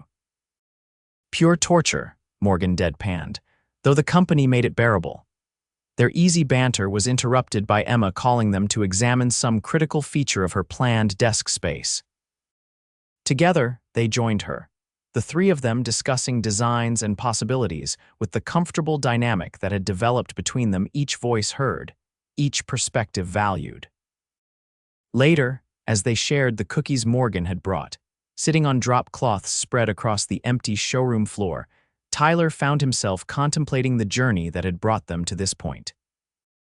From a seizure in a subway station to a family in formation celebrating a new beginning, it was a path none of them could have anticipated. "Penny for your thoughts?" Morgan asked softly, noticing his contemplative expression. Tyler smiled, watching Emma arrange cookie crumbs into patterns on her napkin. "Just thinking about how life changes in unexpected ways. If you hadn't had that seizure. If you hadn't been the kind of person who would help a stranger," Morgan continued. "If Emma hadn't spotted that pink backpack," Tyler added. "We might never have found each other," Morgan finished. "A series of fortunate events." "Very fortunate," Tyler agreed, reaching for her hand. As Emma joined them, cuddling between them in what had become her favorite position, Tyler felt a sense of completion that transcended the day's specific celebration.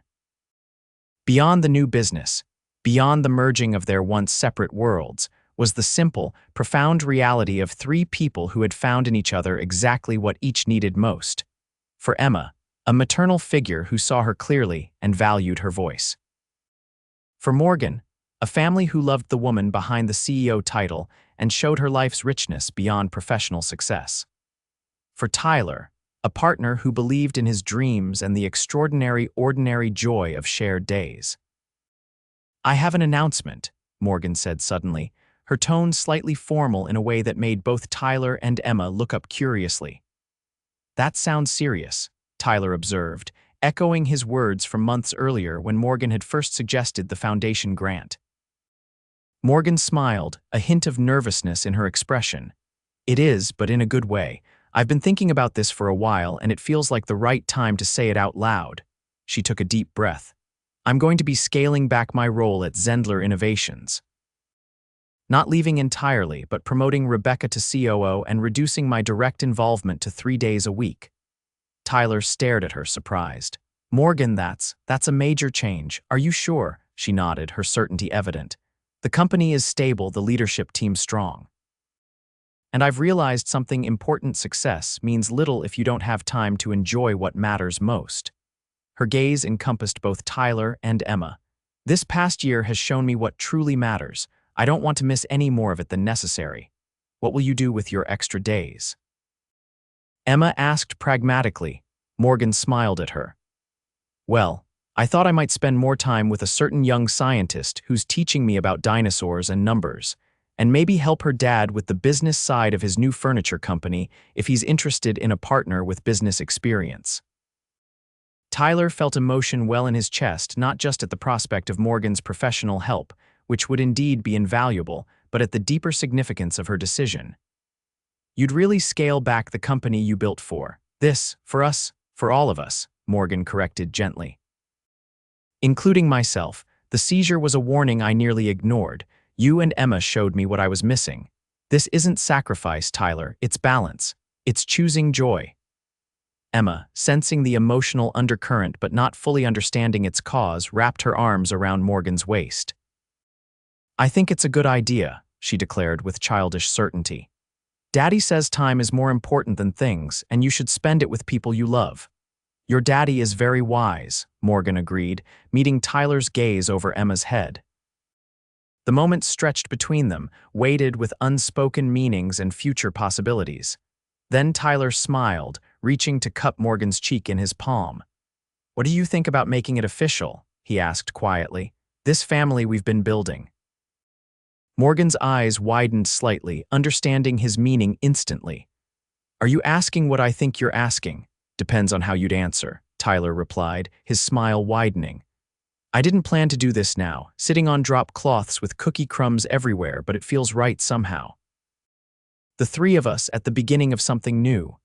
What's happening? Emma asked, looking between them curiously. Morgan laughed, tears shimmering in her eyes. I think your dad is proposing, Emma, rather unconventionally, I might add. Proposing what? Emma persisted. Tyler gathered both of them closer. I'm asking Miss Morgan if she'd like to become part of our family officially, if she'd like to marry me. Emma's eyes grew enormous. Really? Like be my stepmom and everything? If that would be okay with you, Morgan said softly, her attention fully on Emma now. Because this involves you too. We'd become a family together. Emma considered this for approximately 3 seconds before breaking into a wide grin. Yes, yes, yes, yes, she bounced excitedly. Say yes, miss. Morgan, say yes. Morgan laughed through her tears, looking back to Tyler. I believe I'm being lobbied rather effectively here. She makes compelling arguments, Tyler agreed, his own eyes suspiciously bright, but I'd still like to hear your answer. Morgan took his hand, her expression radiant with certainty. Yes, absolutely yes.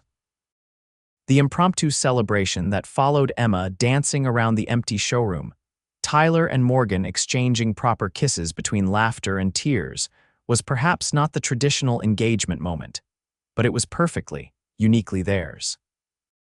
Just as their path to finding each other had been unconventional, so too was this milestone marked in a way that reflected their journey.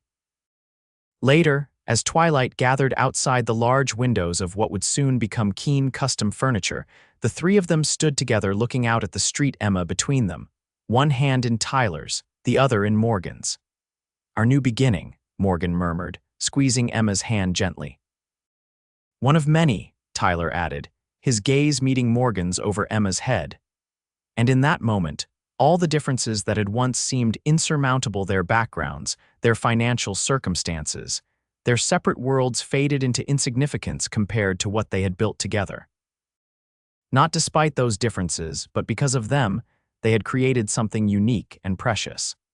A family forged from an unexpected moment of crisis, strengthened through genuine connection, and now poised at the threshold of a shared future. A future that had begun with a seizure in a subway station, a construction worker's kindness, and a CEO who discovered that the most important things in life couldn't be measured in profit margins or market share, but in moments of joy, in acts of love, and in the simple, profound miracle of finding your people in this vast, complicated world.